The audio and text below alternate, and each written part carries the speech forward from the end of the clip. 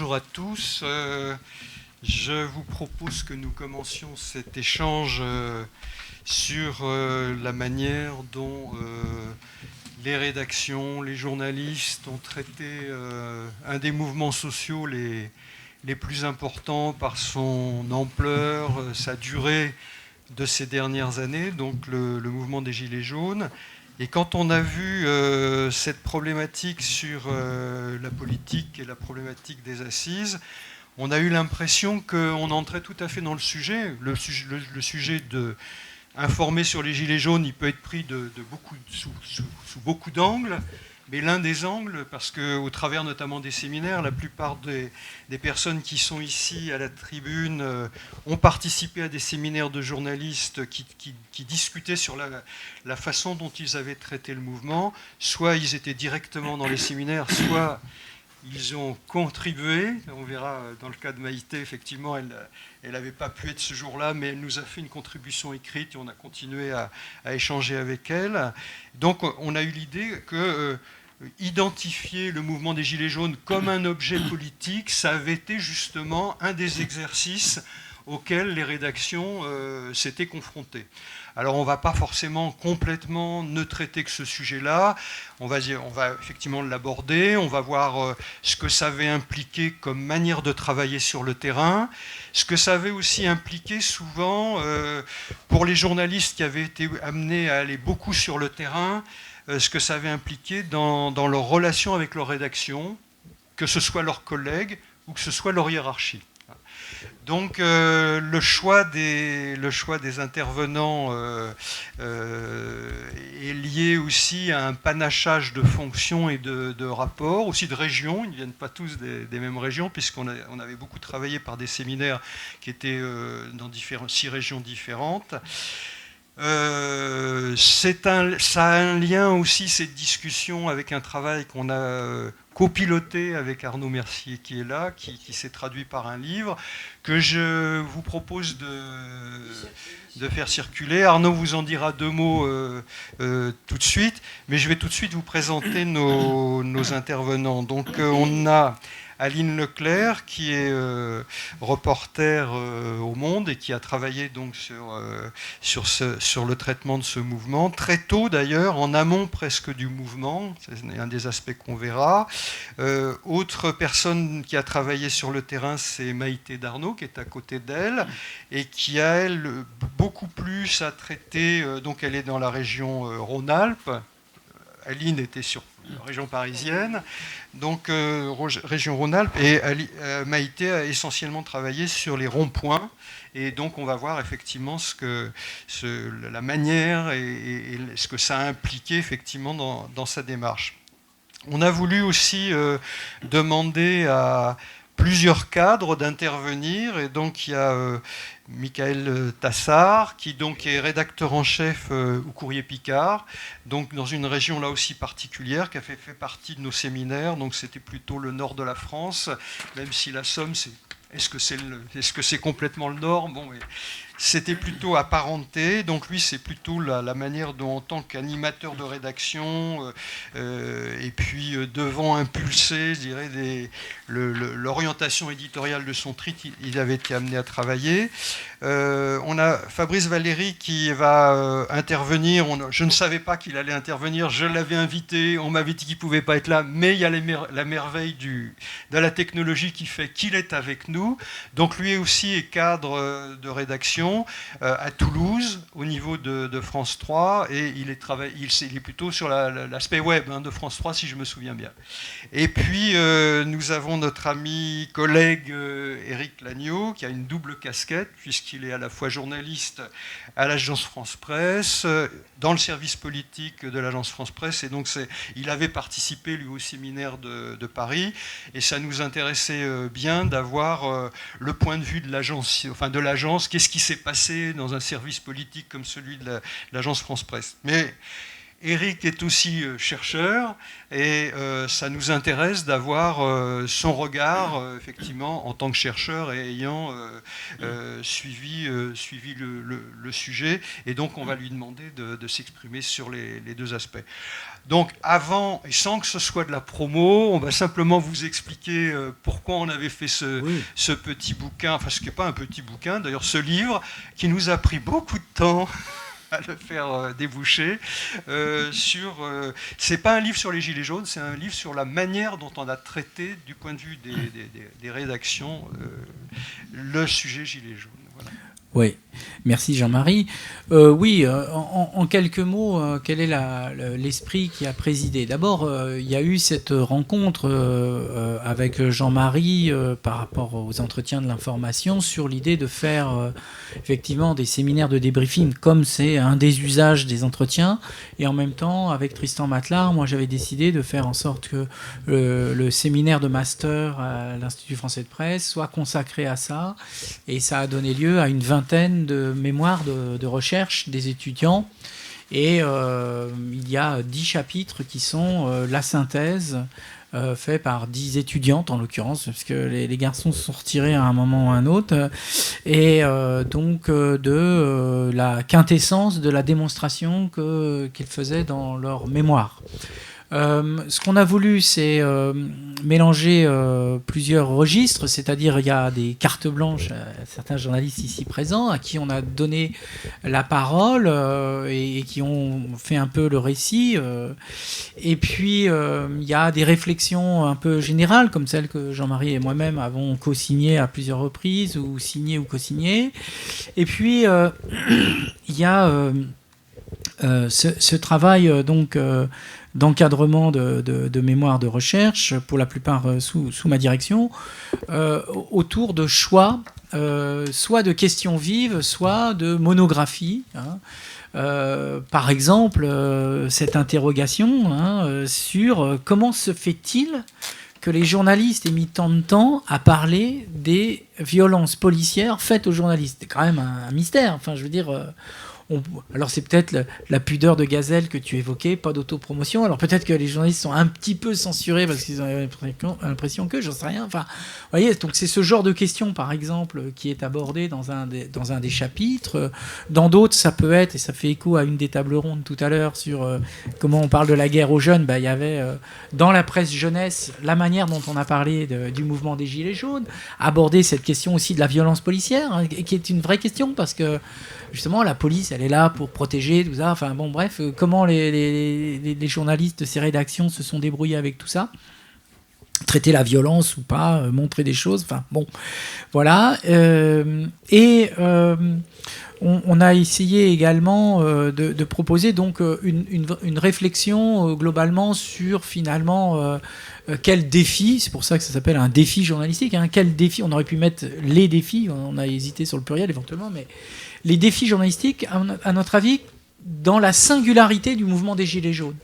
Parce que il nous a semblé qu'il y avait un contexte et une singularité de ce mouvement qui ont posé des problèmes sans doute spécifiques, nouveaux, ou d'une ampleur nouvelle aux rédactions. Que ce soit ce côté quasi routinisé des manifestations tous les samedis, que ce soit l'installation dans la durée sur des mois et des mois et des mois, y compris avec les ronds-points, que ce soit dans la singularité sociologique de la composition de ce mouvement complètement hétérogène qui a posé énormément de problèmes, que ce soit aux chercheurs, aux hommes politiques et aux journalistes, avant d'arriver à comprendre.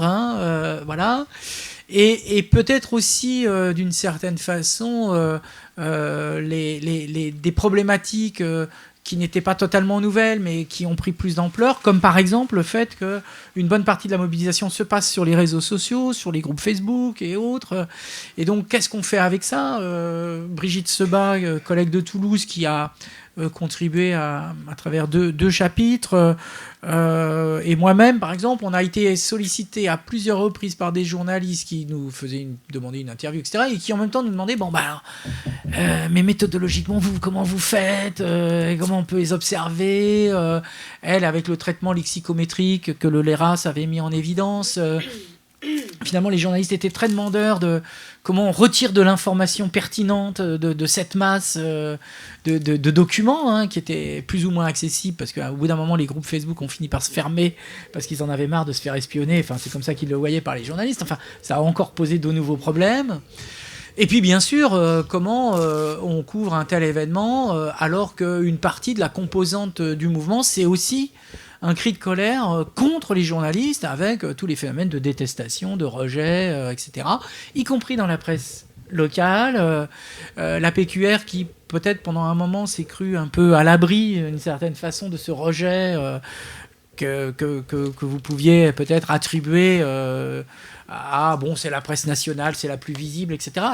Et nous, on est dans le lien de proximité, etc. Mais en même temps, comme c'était pas forcément les mêmes publics qui se mobilisaient, c'est pas forcément les gens que vous connaissiez, etc.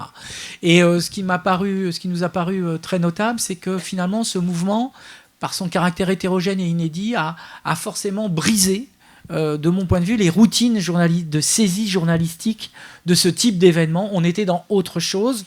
Beaucoup de journalistes nous l'ont dit, on n'avait pas les 06 des organisateurs, on les connaissait pas, c'était un public nouveau, etc. Comment on fait avec tout ça, voilà. Bon. Et je finis juste un point.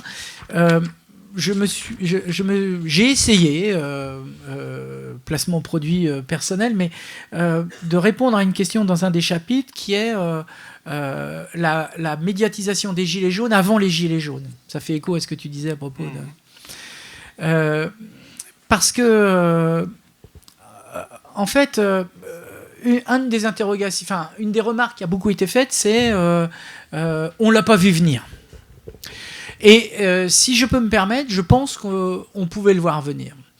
Et j'ai obtenu, et je remercie la Nouvelle République du Centre, de l'autorisation de reproduction d'un article d'Yves Revers, correspondant à Niort, de la Nouvelle République du Centre, qui a publié un article en avril, donc vraiment très en amont, et qui a identifié le mouvement des Gilets jaunes. Je veux dire la sociologie, je ne parle pas après la cristallisation nationale. Et cet article est tout à fait remarquable.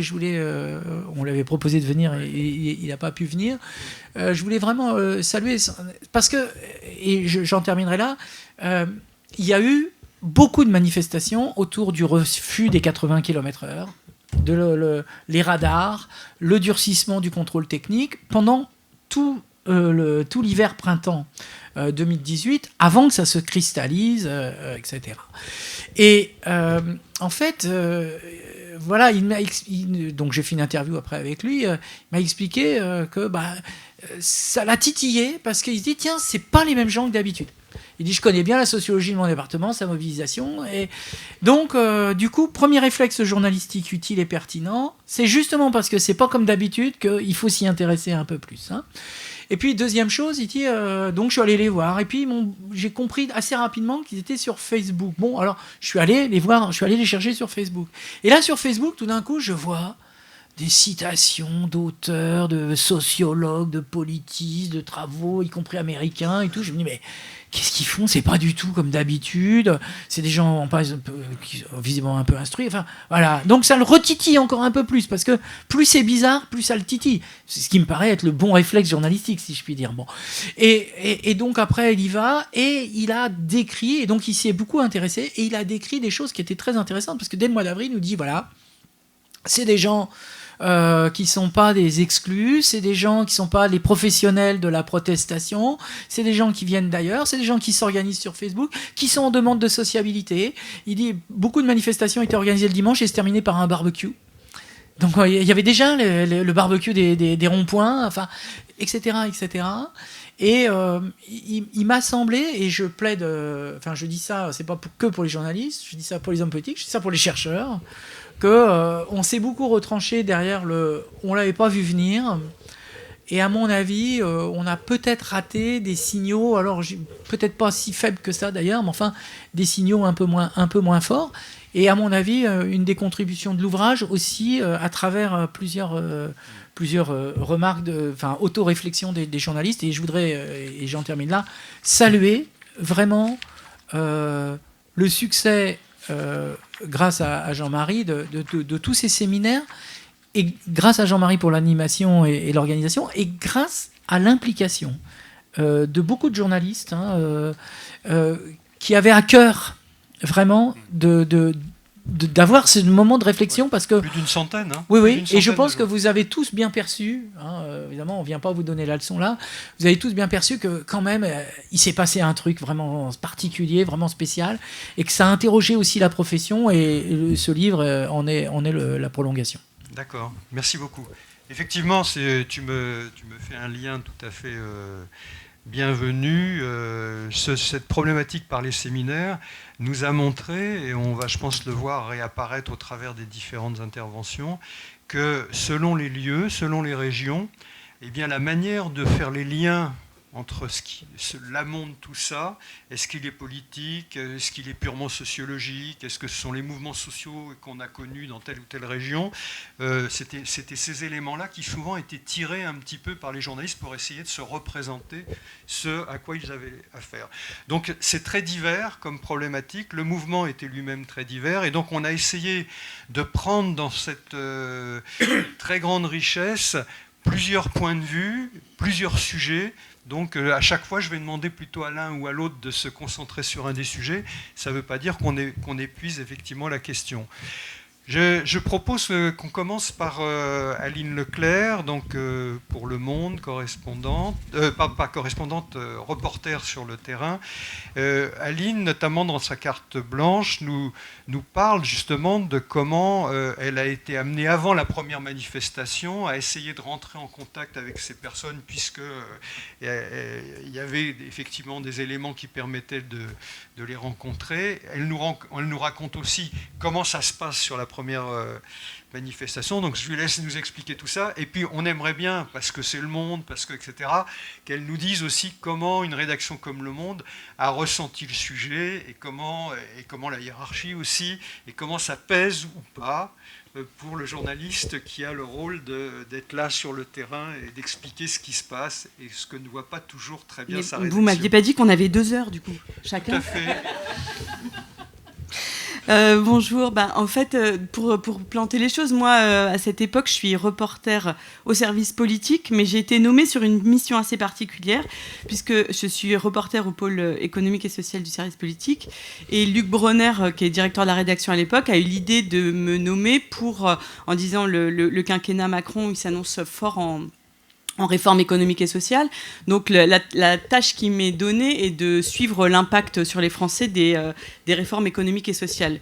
Je dis ça parce que vous voyez bien comme c'est important quand voilà, exactement, quand un directeur de la rédaction a le nez creux, parce que en fait, je suis là un petit peu pour voir ce qui va arriver. Enfin, voilà. Donc, je prends mon poste, puisque je sors de congé maternité, je prends mon poste en août 2018. Je fais une série d'articles qui sont... Donc, je prends un peu ce qui arrive et... parce que moi je suis absolument persuadée qu'on pouvait le voir venir, c'est ce que j'avais dit d'ailleurs, et que ça m'indispose complètement quand on dit qu'on ne peut pas le voir venir. Si, il y a plein de façons de voir venir un mouvement comme ça. Nous on avait suivi toute la campagne électorale en faisant du terrain, et quand j'ai relu 2 ans après l'article qu'on avait écrit pour conclure notre année de reportage, je veux dire, il y avait plein de choses qui étaient là, notamment la centralité de la valeur travail. Je ne sais pas si mes collègues diront la même chose, mais c'est les Gilets jaunes qui m'a... Voilà, ce qui était assez marquant, c'était la centralité de la valeur travail, et de pouvoir vivre dignement de son travail. Et ça, c'est quelque chose que nous, on avait déjà raconté longuement. Donc, à ce moment-là, je suis là, j'ai fait des articles sur la façon dont l'accélération de la dématérialisation de toutes les procédures administratives laisse plein de gens sur le bord de la route. J'ai fait la grogne qui monte chez les retraités qui se sont vus impacter des hausses de CSG. Je me rappelle avoir fait aussi des choses sur les offres d'emploi non pourvues, après la petite phrase de Macron sur « il n'y a qu'à traverser la route pour aller trouver du travail ». Donc moi, voilà, je suis là-dedans. Et je me rappelle on arrive à la Toussaint et ma collègue qui suit Bercy vient de faire un article sur la hausse des prix du carburant. Et donc arrive cette fameuse taxe carbone. Et moi, j'entends parler du 17 novembre. Au départ, je ne sais pas, c'est un bruit de fond. Je me rappelle en parler à une réunion en disant, je crois qu'il y a un truc de routier le 17 novembre. On est aux vacances de la Toussaint, donc on est fin octobre. Et je dis à ma chef, je vais regarder entre midi et 2 parce qu'il y a la réunion de prévision l'après-midi. Donc je dis, si tu veux, je mange devant mon ordi, je regarde un peu. Donc là, je vais sur Facebook et je me rappelle vraiment d'un sentiment de panique, en fait. Je me suis dit, mais comment on n'a pas vu ce truc ? C'est-à-dire qu'en fait, je vois qu'il y en a partout. Il y a des groupes, il y a plein de gens qui prennent la parole, des vidéos, des gens qui mettent leur gilet sur leur voiture. Je vois que la presse quotidienne régionale est bien en avance sur nous sur ça, mais bon, comme d'habitude, on est complètement un peu déconnecté dans notre bulle. Donc je prends vraiment un coup de panique en me disant, mais en fait, il faut d'urgence raconter ce truc. Donc je vois ma chef l'après-midi, je lui dis, je me mets dessus je ne fais plus que ça. Et donc là, vous voilà confronté à une première difficulté dans le traitement de ce mouvement, c'est que quand on ne connaît pas quelque chose, quand on est journaliste, un réflexe un peu bête, c'est je vais appeler l'expert du sujet. Mais là, en fait, il n'y a pas d'expert. C'est-à-dire qu'en fait, moi, j'appelle des sociologues, un peu des périphéries, des machins, et en fait, je sens qu'ils sont complètement dans le... Enfin, en fait, tout le monde a un peu une intuition. Hein, c'est-à-dire que comme moi, j'ai une intuition de ce qui est en train de se passer, tout le monde a un peu une intuition. Mais en vérité, des gilets jaunes, personne n'en a jamais vu. Le temps de la recherche n'est pas du tout le temps dans lequel je suis, donc les gens ne savent pas ce que c'est que les gilets jaunes. Donc après, voilà, on a un certain nombre d'indicateurs comme ça. Je me rappelle de Jérôme Fourquet qui me dit, nous on a fait une étude qui dit que à la fin du mois, il y a 27 ou 29%, je vous dis ça de tête, 27 ou 29% des Français qui sont dans le rouge. C'est un élément intéressant parce que vous voyez bien sur certains bacs là, et je sais à quel moment je vous dis ça, au moment où le prix du carburant est à 2 €. On voit bien comment ça impacte tout d'un coup. Si les gens sont déjà dans le rouge, 20, 30, 40, 50 € de plus, oui, tout d'un coup, on voit bien que ça impacte. Bref.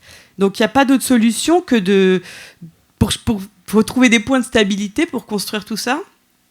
Donc moi, je vais m'appuyer sur mes fondamentaux, qui sont pour moi inébranlables et que cette crise a confirmé complètement, qui sont le terrain, le reportage, écouter directement, sans intermédiaire, les gens. Donc je vais contacter via Facebook, par Messenger, tout un tas de gens, en leur demandant s'ils ont envie de me répondre. Pas mal de gens sont volontaires. J'ai pas mal de chance parce que finalement, j'identifie des gens un peu comme ça... sur une intuition, qui vont pas trop m'induire en erreur, c'est-à-dire qu'ils vont être assez symboliques de ce que sont les gilets jaunes. C'est une chance parce que j'aurais pu trouver des gens peut-être moins emblématiques du mouvement. Là, j'ai de la chance. Les premières personnes, elles m'aiguillent, je pense, plutôt assez bien sur ce qui se passe. Et donc, je vais faire un premier article, je pense, fin octobre, à partir de ça. Et en fait, assez vite, du coup, je vais vouloir aller voir les gens en vrai. Donc, je vais aller les voir chez eux. Je commence par la Seine-et-Marne, puisque je sens que c'est un des foyers, toute la page qui invite à bloquer Paris le 17 novembre a été créée par un collectif en Seine-et-Marne. Donc je me dis, tiens, allons là.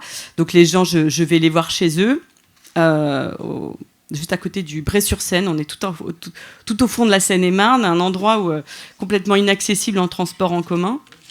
Et je me rappelle à l'époque, c'est là la chance aussi d'être dans une rédaction comme Le Monde, où en fait on a une pluralité d'opinions et de visions du monde. C'est pas toujours facile, mais ça a cet avantage que quand vous faites comme ça un article, vous entendez en fait la façon de réagir de vos collègues. Et je me rappelle à l'époque d'une levée bouclier en interne sur ces gens, mais pourquoi ils prennent pas leur vélo, avec leur moteur diesel, là, etc.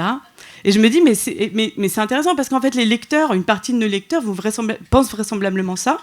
Donc je me rappelle que le premier article de reportage, un peu de fond que je fais, je commence en disant, voilà, pour aller chez Marion, elle s'appelait, pour aller chez Marion au Bray-sur-Seine, en fait, je ne peux pas faire l'aller-retour dans la journée en transport en commun en venant de Paris. Voilà, mon article commence comme ça, sur la démonstration idiote que je ne peux pas faire l'aller-retour dans la journée. Il n'y a pas de...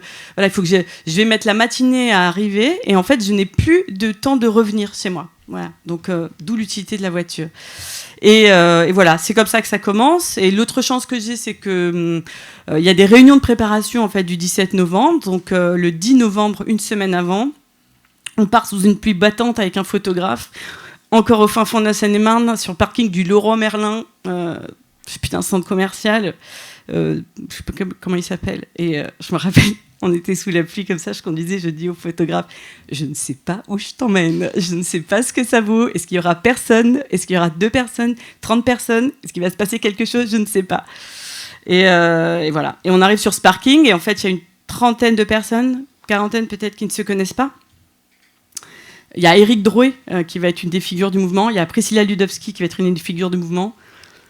Un peu coup de chance, mais un peu aussi. Enfin, voilà, je pensais qu'il serait là, mais et ce qui est très très important pour de la technique journalistique, en tout cas de mon point de vue, c'est qu'en fait ces gens-là se parlent ensemble puisqu'ils sont là pour préparer une manifestation. Donc au moins, j'ai juste à écouter ce qu'ils se disent, ce qui permet aussi d'avoir un point de vue assez neutre et pas orientant dans ce que je recueille, puisque en fait ce n'est pas moi qui pose les questions, c'est ce qu'ils échangent.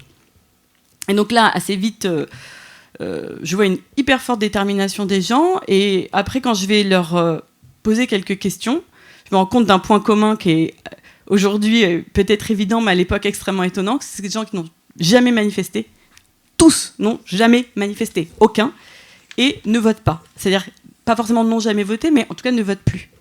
Et tous travaillent. Et tous, enfin je veux dire, le discours il est tellement commun que c'est impressionnant de voir ces gens qui ne se connaissent pas dans quelle communauté de problématiques ils sont, puisque tous travaillent et tous se plaignent de ne pas s'en sortir. Voilà, c'est le premier article que je sors, et à ce moment-là, je sais que j'alerte aussi directement à la direction de la rédaction. En disant, moi, de mon point de vue, je pense que ça va être un gros truc, je pense qu'il faut un gros dispositif le 17 novembre, un texto que j'ai gardé précieusement, parce que c'est pas toujours qu'on est visionnaire dans le métier, mais pour le coup, là, je crois que j'ai senti le truc, et je leur dis, voilà, le 17 novembre, je pense qu'il faut faire, c'est un gros truc, parce que c'est pas la taxe tout le monde s'en fout de cette taxe sur le carburant, en fait, c'est pas du tout ça, c'est ce que ça déclenche, ce que ça dit de mépris, d'incompréhension, et les gens étaient tout de suite dans une revendication très forte sur on n'est pas entendu, ce système ne marche pas, il faut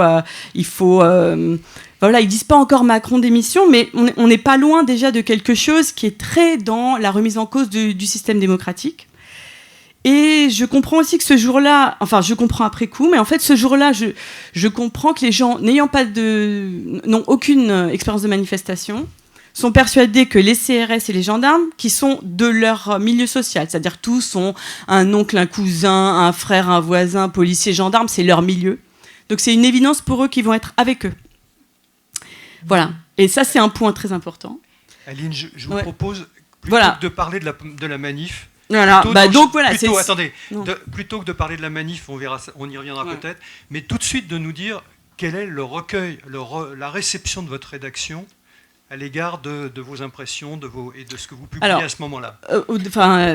Là, la réception, elle est plurielle. Elle est à la direction de la rédaction. Il va y avoir un dispositif important le 17 novembre, mais à la veille, il y a un très très gros scepticisme sur le fait que ça débouche sur quelque chose. Mais moi, je dis, peut-être, mais il faut aller voir, donc on le fait. Après, ce qui va être difficile, si je passe, ce qui va être difficile, c'est plus sur le fait que nous, on va être sur le terrain dans des manifs qui vont, du coup, se révéler extrêmement compliqués à traiter, puisque, encore ne répondant à aucun code des manifs, vous allez donc à des manifs, vous ne savez pas quand ça commence, vous ne savez pas quand ça finit, vous ne savez pas quel est l'objectif, vous n'avez pas le lieu de rassemblement, vous n'avez pas de porte-parole à qui poser des questions. Donc, vous allez. Heureusement, le gilet jaune, ça se voit de loin. Donc, moi, je me rappelle, le premier jour, je suis à 7h du matin, puisqu'ils m'ont dit qu'ils voulaient aller à l'Élysée. Je suis à 7h du matin au bas des Champs-Élysées. Pareil, un peu à Bisto des Nas, quoi, comme on dit. Mais comme ça, quoi, au feeling. Et en fait, les gilets jaunes font comme moi. C'est-à-dire que non plus, ils ne savent pas où va. Mais comme ils ont tous leurs gilets jaunes, finissent par s'agglutiner. Voilà. Juste pour parler de la rédaction, en fait, ce qui va être compliqué, c'est que nous, on va être dans une espèce de moi j'ai appelé ça la lessiveuse, mais c'est vrai qu'on va être dans quelque chose d'assez compliqué, parce qu'en fait, tous nos fondamentaux, ils sont un peu bouleversés. Donc il faut vraiment qu'on soit solide sur nos reportages, la qualité de nos interviews et un peu la confiance qu'on se fait parce que sinon on n'a rien d'autre pour s'appuyer. On est face à des rédactions et notamment des services politiques qui ne sont pas du tout calibrés pour accueillir ce truc-là, qui nous disent qui est le leader. Il n'y a pas de leader. C'est faux, il y a un leader. Toujours il y a un leader. Ben là, en fait, non. Enfin, il y a des gens qui sont des figures. Moi, j'ai toujours appelé ça des figures. Oui, il y a des gens qui ont de l'aura, il y a des gens qui sont des figures. Mais en fait, ces figures-là, Éric Drouet, 10 fois, il a appelé au blocage des raffineries. Personne n'a jamais été bloqué une raffinerie. Donc, on voit bien qu'il y a une limite dans leur pouvoir. Donc, moi j'essaye d'expliquer ça avec des gens qui ont d'autres codes de lecture. Et puis, il va y avoir aussi cette double tempête. Donc, le week-end dans les manifs, qui est quand même... qui est quand même... après coup, moi, je me rends compte de la peur que j'ai eue dans ces manifestations, quoi. Parce que vous avez beau... Et que les collègues qui n'ont pas connu ces manifs ne comprennent pas. Et donc, je me rappelle que post-1er décembre, je viens dire, moi, je veux un casque. Je veux un casque. Je veux du décontaminant pour les lacrymos. Et il y a une collègue que j'aime et que j'estime, et elle me regarde, elle me dit, mais... Et pourquoi ? Mais on n'est pas BFM, hein, on n'a pas besoin d'aller... elle dit ça comme ça. On n'est pas BFM, on n'a pas besoin d'aller devant, là. Je lui dis, mais une grenade... Et là, voilà, mais une lacrymogène. Il y a quelqu'un, il a perdu un œil place d'Italie, il est à plus de 500 mètres du... Je veux dire, une lacrymo, une grenade que vous dégoupillez, que vous lancez en l'air. Voilà, si vous n'avez jamais vu ça, si vous ne savez pas ce que c'est qu'une Gli F4 qui explose à 1 mètre de vous... si vous ne savez pas ce que c'est, que vous voyez courir une grenade à côté de vous et vous n'êtes pas sûr d'identifier si c'est une lacrymo, au mieux, si c'est une Gli F4, vous êtes juste en train de courir en espérant que ça ne vous arrache pas la jambe, ça crée un décalage énorme. Et voilà, et c'est ça qui est difficile cette année-là pour moi, c'est ce décalage énorme avec des collègues qui continuent leur vie d'habitude. Moi, j'ai l'impression de vivre la guerre tous les jours. Mes collègues, quand ils rentrent d'Ukraine, tout le monde leur tape dans le dos en disant bien joué. Là, il n'y a personne, hein. Les gens, ils étaient là, ils étaient à la piscine samedi, c'était bien, gilet jaune, ouais, salut. Voilà. Et vous êtes là, dans un truc délirant où chaque samedi, vous pensez que vous allez vous faire arracher une jambe. Et de l'autre côté, vous avez les mêmes violences qui vous arrivent sur les réseaux sociaux, des deux camps, puisque quel que soit l'article que vous publiez, vous prenez une avoinée, mais c'est des raids énormes de centaines de gens qui vous disent que vous êtes la honte du journaliste, que vous ne comprenez rien, que vous êtes la honte de votre journal, etc. Et ça, c'est pareil, c'est une grande violence. Et là, vous voyez bien qu'on n'est pas tous dans le même bois journalistique, parce qu'il y a des collègues sur qui ça glisse. Je me rappelle un collègue qui m'a dit « Je ne comprends pas pourquoi ça t'atteint ». Quelle chance. Parce que moi, ça m'atteint énormément quand on dit que je suis nulle et que je suis à honte de mon journal. Moi, ça m'atteint. Voilà. Et vous êtes là-dedans. Et dans cette lessiveuse-là, vous essayez de garder le cap en essayant de continuer à croire dans votre métier, dans votre pratique, en disant non. La réalité n'est pas ce que j'entends sur un plateau de télé par des éditorialistes et qui est en train de convaincre tout le monde que c'est ça la réalité. Non. La réalité, c'est ce que je vois sur le terrain. Je me fie à ça. J'essaye de me fier à tous mes fondamentaux journalistiques, écouter, voir et rapporter honnêtement ce que j'en comprends. Et ça, voilà, c'est une année extrêmement difficile de ce point de vue-là. Merci beaucoup. Je suis désolé, hein, mais... Non, je suis déjà très longue, pardon. C'était une blague, on n'a pas 3 heures. Puisque... rajouter, c'est que par exemple...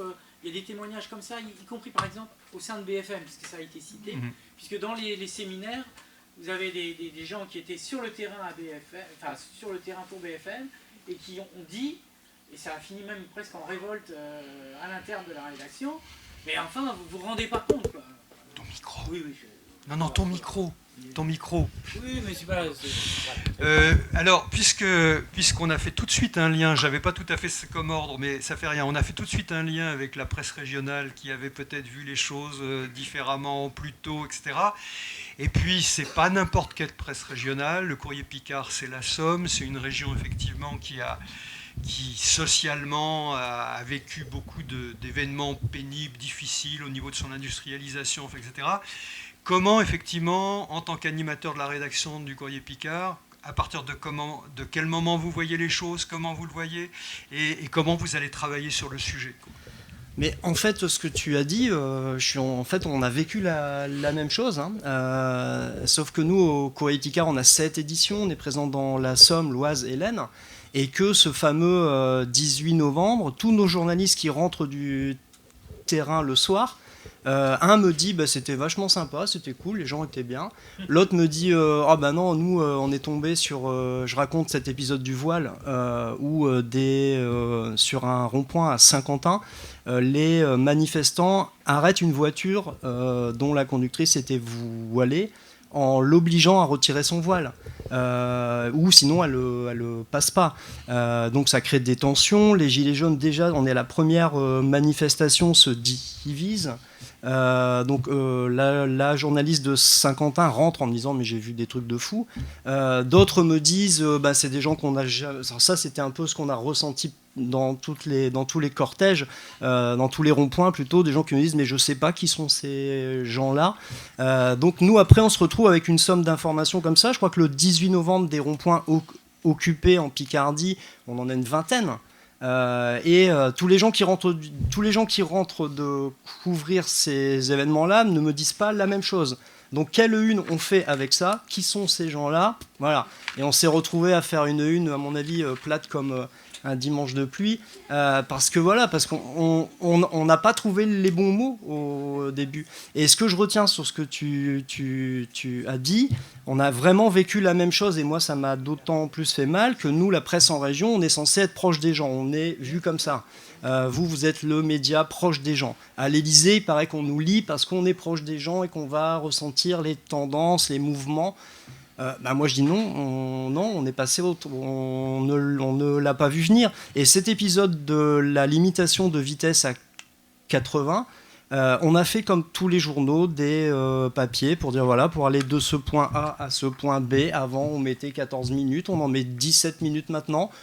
C'est 3, voilà, ça va, c'est pas la mer à boire non plus. Sauf qu'en fait, les gens nous ont dit, mais si, attendez, vous vous rendez pas compte, quoi. C'est ça, plus ça, plus ça, plus ça, plus ça.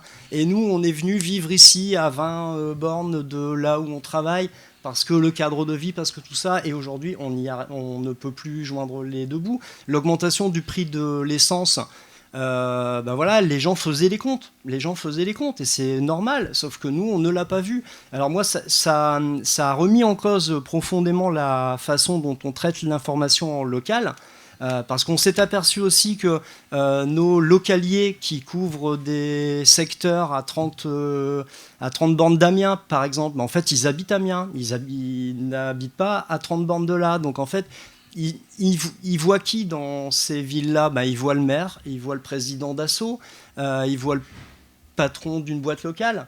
Mais est-ce qu'ils connaissent les gens? Non. Et moi, j'en veux beaucoup à mes troupes, c'est pas le terme. Mais je me dis, ce truc-là, on aurait dû le voir avant. C'est notre boulot de voir ça avant. C'est notre boulot de ressentir ça.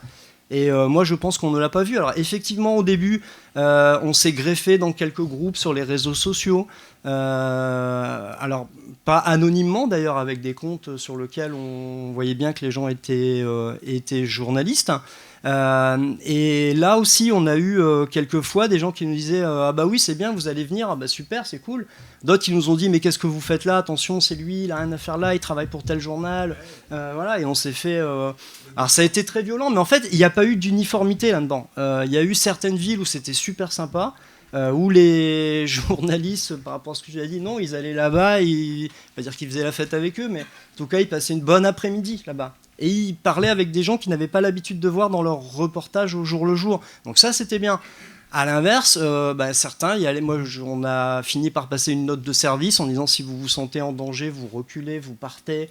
Voilà, on leur a dit n'allez pas, parce qu'il y a eu quelques réactions très violentes à Amiens, ville d'Emmanuel. Et donc en fait, on a eu aussi beaucoup de gens qui nous ont dit mais vous êtes avec qui? Mais nous on est avec personne. Enfin nous on est avec personne. On est là pour rendre compte. Et là c'était non, vous êtes le pouvoir. Enfin c'était ça en gros. Hein. Et on nous demandait il fallait qu'on donne notre camp. Voilà. Alors c'était assez c'est nouveau. Dans la carte blanche que je vous remercie de m'avoir accordée, je reviens là-dessus parce que nous, quand on couvre une manif, On sait faire ça, enfin, c'est tous les samedis, c'est notre boulot ça. Sauf que la manif, on sait qui l'organise, on sait à quelle heure elle part, on sait qui sera là, parce que quand on travaille dans une ville de 30 000 habitants, c'est toujours les mêmes, chaque manif. Et là, non, c'était pas les mêmes. Donc en fait, nous, on cherchait dans nos codes de travail, nous, il faut un organisateur. C'est un gars qui porte ça. Et non, là, il n'y avait pas. Et puis, on s'est retrouvé aussi très vite à des gens qui ont essayé de prendre le pouvoir sur des groupes, rabroués aussi vite par d'autres personnes, et ainsi de suite comme ça. Donc, de semaine en semaine, on ne voyait plus les mêmes. Donc moi, ce que je retiens de ça, c'est on aurait dû le voir venir, mais bien, bien avant. On doit être plus au contact des gens.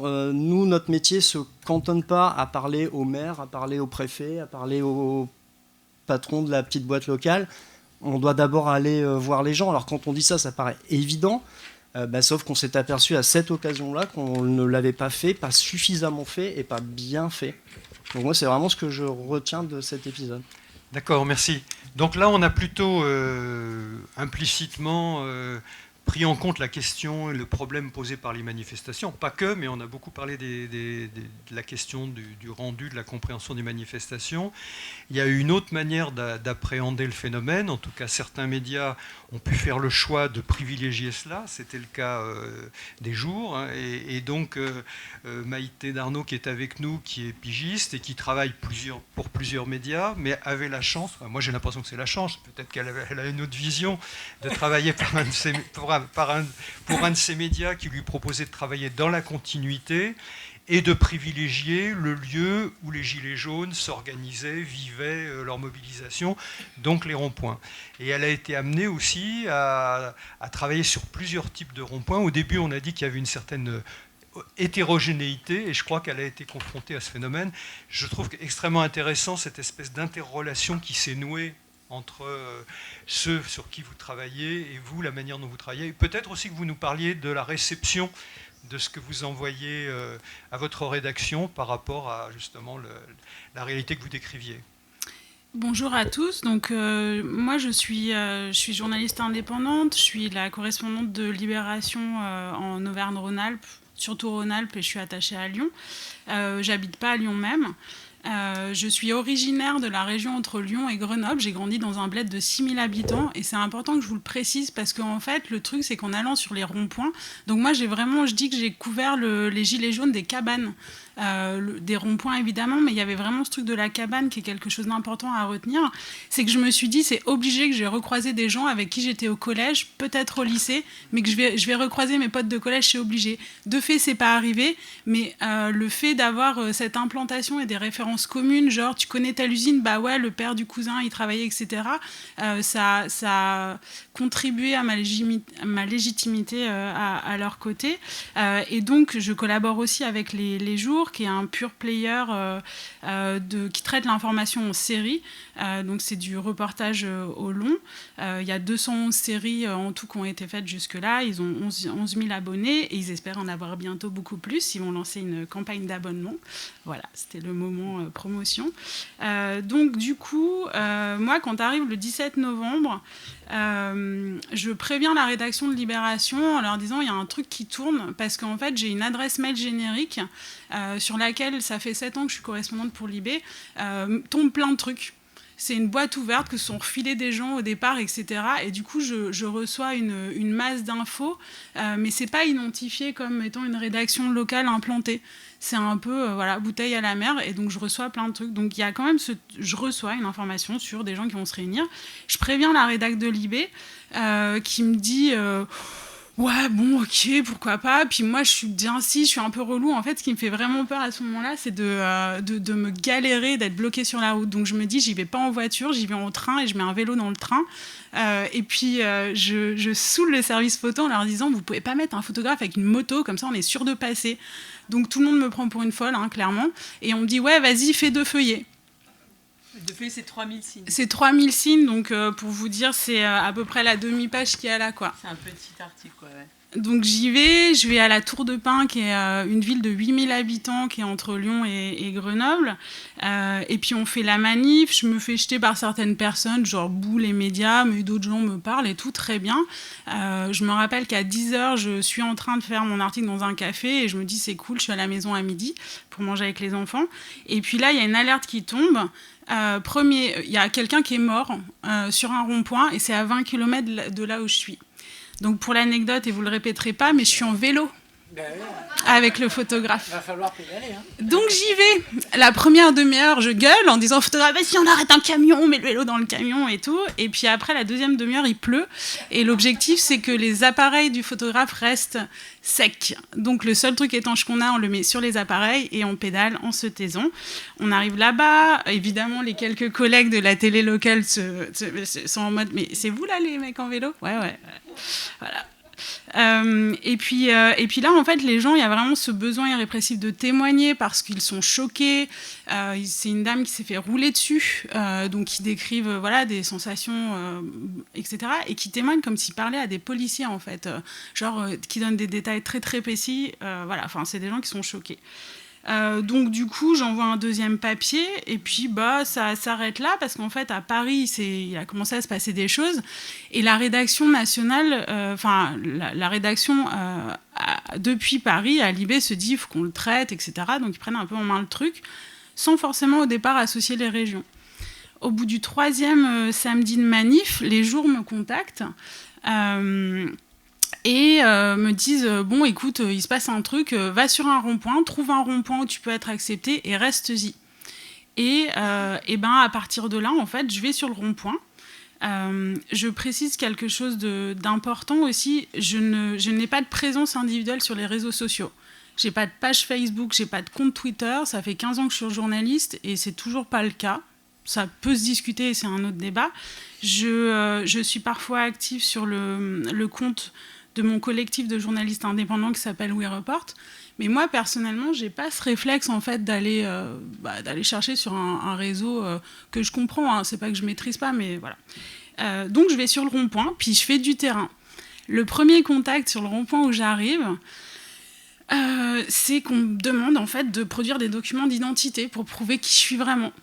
Donc du coup, je sors ma carte de presse, mon permis de conduire, et ça c'est important parce que j'ai un vieux diesel qui a 15 ans, et dans l'histoire aussi, dans cette idée de proximité en fait, que je développe un peu dans le texte que j'ai fait pour vous, c'est l'idée d'une journaliste next door. En fait, ma vie, mes conditions de vie matérielles, elles sont pas si éloignées que les leurs, et ça ils s'en rendent compte assez vite. Et effectivement, ça participe à mon acceptation, voire mon intégration. Donc je leur tends mes papiers d'identité en mode on est bien d'accord que si moi je vous demandais l'inverse, vous le feriez jamais. C'est quand même un peu un truc de flic. Et en fait, je suis née à Caen où il y a du Calvados, et en fait, il y a quelqu'un qui lance une blague sur le Calva, et donc le truc se détend tout d'un coup. Et puis on reste. Et au début, il y a cette méfiance, et moi, le parti pris, ça a été de ne sortir ni carnet, ni micro, ni rien pendant 2 jours. Et donc au début, les gens ils trouvent ça plutôt intéressant, puis en fait rapidement ils me disent mais t'écris pas ce que je te dis là, t'es qui en fait, t'es les RG ou quoi? J'étais là non mais vous demandez du temps, vous voulez qu'on fasse du long, je le fais en fait. Donc moi j'ai prévenu Raphaël Garrigos, le red chef des jours, que j'y vais mais je produis pas tout de suite en fait. Et donc au bout de 2 jours je reviens. Je reste en tout 2 mois sur ce rond-point où j'y vais peut-être 3-4 jours. Donc franchement, j'ai la sensation d'avoir passé ma vie là-bas. Il faisait hyper froid pendant cet hiver. Donc quand je dis de manière peu polie que je me suis gelé le cul aux côtés des gilets jaunes, c'est vrai. On a vraiment eu froid. Et c'était pas nous l'ambiance barbecue, c'était l'ambiance brasero parce qu'il fait froid. Et du coup, des fois, je venais hyper tôt le matin parce qu'il y a des gens qui passaient au rond-point avant d'aller bosser. Des fois, j'y allais tard. Des fois, j'y restais genre 6-7 heures. Et voilà. Et donc, en fait, le truc, c'est qu'au bout d'un moment, je fais un peu partie des meubles. Et du coup, je me détache de ce truc, toujours cette crainte d'être... ta présence de journaliste, elle induit en fait un biais dans ce qui est en train de se passer. Et j'assiste même à des scènes rigolotes où je vois une une fille de la radio locale qui arrive et en fait son chef lui a dit ce serait bien que tu suives les gilets jaunes en train de regarder le discours de Macron. Et le truc, c'est que du coup, même idée du côté des jours, mais nous, on se dit, s'ils le suivent pas, tu racontes qu'ils le suivent pas. Et donc, je me suis retrouvée à raconter le fait que la fille de la radio leur dise « on m'a demandé ça, du coup, je fais comment, ça vous dérange pas ?» Les gars étaient gentils « ouais, vas-y, on regarde le discours de Macron. » Donc, je me mets à raconter que la journaliste, pour le besoin à telle heure, elle leur fait regarder le truc et tout, alors qu'en fait, ils l'auraient jamais regardé. Et ça, c'est vraiment le luxe, et je reviens à ce que vous disiez, c'est que les échanges que j'ai eus avec les jours, c'était carte blanche permanente, dans le sens où c'est cadré, évidemment, et justement, c'est hyper intéressant d'avoir un sparring partner de cette qualité quand vous êtes notamment indépendante, même si le fait d'appartenir à un collectif, c'est aussi une vraie richesse de ce côté-là. Mais sinon, j'avais pas de limitation de longueur. Les angles, on les choisissait ensemble. Il y avait quand même le souci de la résonance avec l'actualité nationale. Donc voilà. J'ai fait 2 manifs régionales pour Libération, donc qui se sont tenues à Lyon et Valence, où pareil, je suis assez choquée de la violence et tout. Bon, moi, personne ne m'a proposé de payer mon casque, donc j'ai pris mon casque de snowboard. Et puis des manifs, j'en fais pas mal aussi pour Libé, donc cette espèce de géographie, un peu de guerre, on va dire, l'idée de la ligne de front, etc., c'est quelque chose que je connais. Après, j'ai pas non plus envie de me prendre une grenade, donc on est hyper vigilant avec les photographes avec qui je bosse. Et du coup, ça me permet de rebondir sur ce qui a été évoqué tout à l'heure. Pourquoi, c'est vous qui l'évoquez, pourquoi il y a eu cette espèce de censure en fait, des journalistes vis-à-vis des violences policières dans un premier temps? Déjà, il y a de la sidération. Et puis, il y a le truc que les flics, ça reste quand même une source à ménager. Et que, du coup, les rapports quotidiens sur nos territoires, elles sont pas si pires. Moi, sur les manifs lambda, je croise à peu près toujours les mêmes officiers. Je vais les voir, je leur demande combien il y a de manifestants au doigt mouillé. Ils me le disent, on sait que c'est une estimation. Du coup, j'attends pas le décompte de la préfecture. Il y a cette sorte d'entente, sans dire collaboration. Et en fait, ce qui s'est passé, c'est que sur les Gilets jaunes, il y a eu des grosses rotations de CRS parce que, justement, en fait, on s'est rendu compte assez vite qu'il pourrait, pour certains éléments, il y avoir un basculement chez ces policiers qui sont payés pareil que les gilets jaunes, qui ont les mêmes soucis de plein à remplir de la voiture, etc., etc. Et donc, en fait, ils ont augmenté les rotations de CRS pour limiter l'identification et éventuellement quasiment des mutineries, quoi. Donc c'était pas des policiers du cru en fait qui couvraient ça. Il y a un point sur lequel j'aimerais bien vous relancer parce qu'on est obligé d'aller vite. Moi j'avais été frappé parce que j'ai entendu ça plusieurs fois dans les séminaires. Quelque part à un moment donné vous expliquez votre métier. Oui. Alors donc, comment je travaille et d'autre part ça se passe pas toujours très bien. Vous expliquez aussi, il y a des cas où on vous reproche ce que vous avez écrit. Donc comment vous gérez ce type de situation? Avant que vous répondiez, je voulais juste une petite remarque. Il y a eu beaucoup de témoignages aussi qui nous ont été rapportés où effectivement, au-delà du côté rejet des médias, des journalopes, etc., il y avait au contraire des gens qui disaient « Mais vous là, les pigistes, etc. » Y compris par exemple des pigistes de BFM, etc. Mais vous gagnez pas plus que nous, voire moins, vous devriez être avec nous.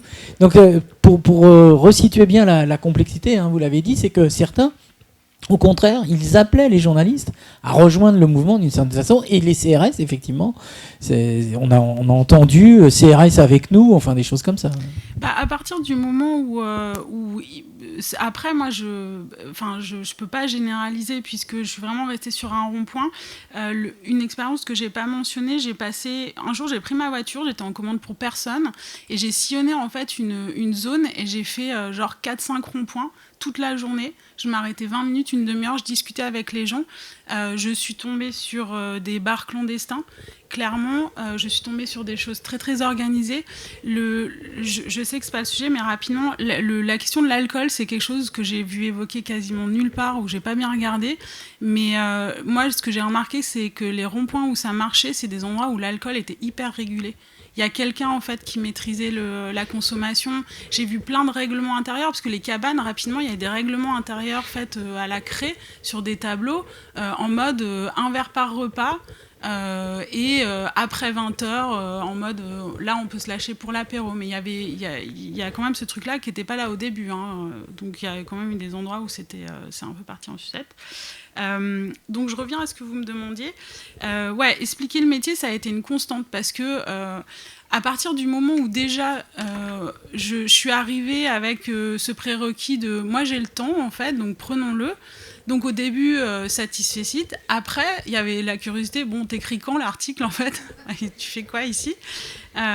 Et donc du coup, moi j'ai pu leur expliquer mon statut, ils ont pu se rendre compte que c'est un statut qui est précaire, donc je leur ai expliqué le statut d'autres précaires autour de moi, le caméraman de BFM qui des fois bosse pour une boîte de prod sous-traitante, voire un intermittent du spectacle, ça arrive, donc ils se rendent compte que moi il y a des mois je gagne comme eux. Après, il y a d'autres mois, je gagne plus. On n'est pas dans la même difficulté matérielle, mais je sais parfaitement le montant des allocations familiales quand tu es une famille nombreuse, etc. etc. Voilà, d'une certaine manière, moi aussi, je fais les comptes. Je ne suis pas quelqu'un parachuté d'un endroit qui n'a rien à voir avec eux, la grande ville, ou alors voir la capitale. Et donc, du coup, d'expliquer ça déjà, de créer cette proximité, c'était important. Après, expliquer le métier, leur dire comment j'ai été formée. Parce que du coup, la réaction, c'était quoi? Mais tu gagnes 2000 balles des fois, on est en bac plus 5. Ouais. Voilà. Donc, expliquer bac plus 5, c'est quoi? J'ai fait quoi comme formation? Pourquoi certains ne font pas des formations reconnues? Enfin, quelle peut être la diversité, même si effectivement, il y a quand même une forme d'homogénéité dans les profils de journalistes. Et puis du coup, il y a un échange qui s'est créé où là, les gens, ils ont commencé à venir me demander t'as vu passer ça, qu'est-ce que t'en penses? Traité d'Aix-la-Chapelle, le RIC. Et du coup, la réponse à chaque fois, c'est de dire écoute, il y a des journalistes dont c'est la spécialité en fait d'approfondir. Bon, ça devrait être la spécialité de tous les journalistes, d'approfondir, mais bref. Donc du coup, je les ai plutôt orientés vers les fact-checkers.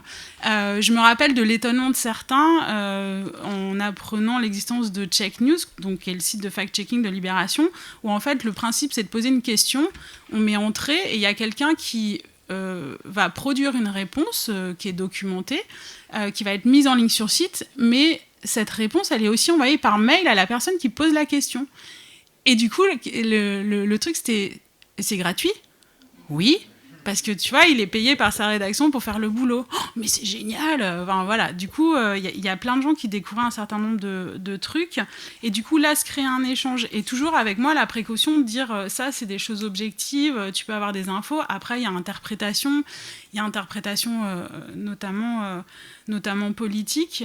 Donc, voilà. Et c'est intéressant parce que j'ai vu des gens évoluer, et notamment sur le RIC, qui me disaient au début, le RIC, genre, c'est la solution, voilà, c'est ça, plus d'intermédiaires, etc.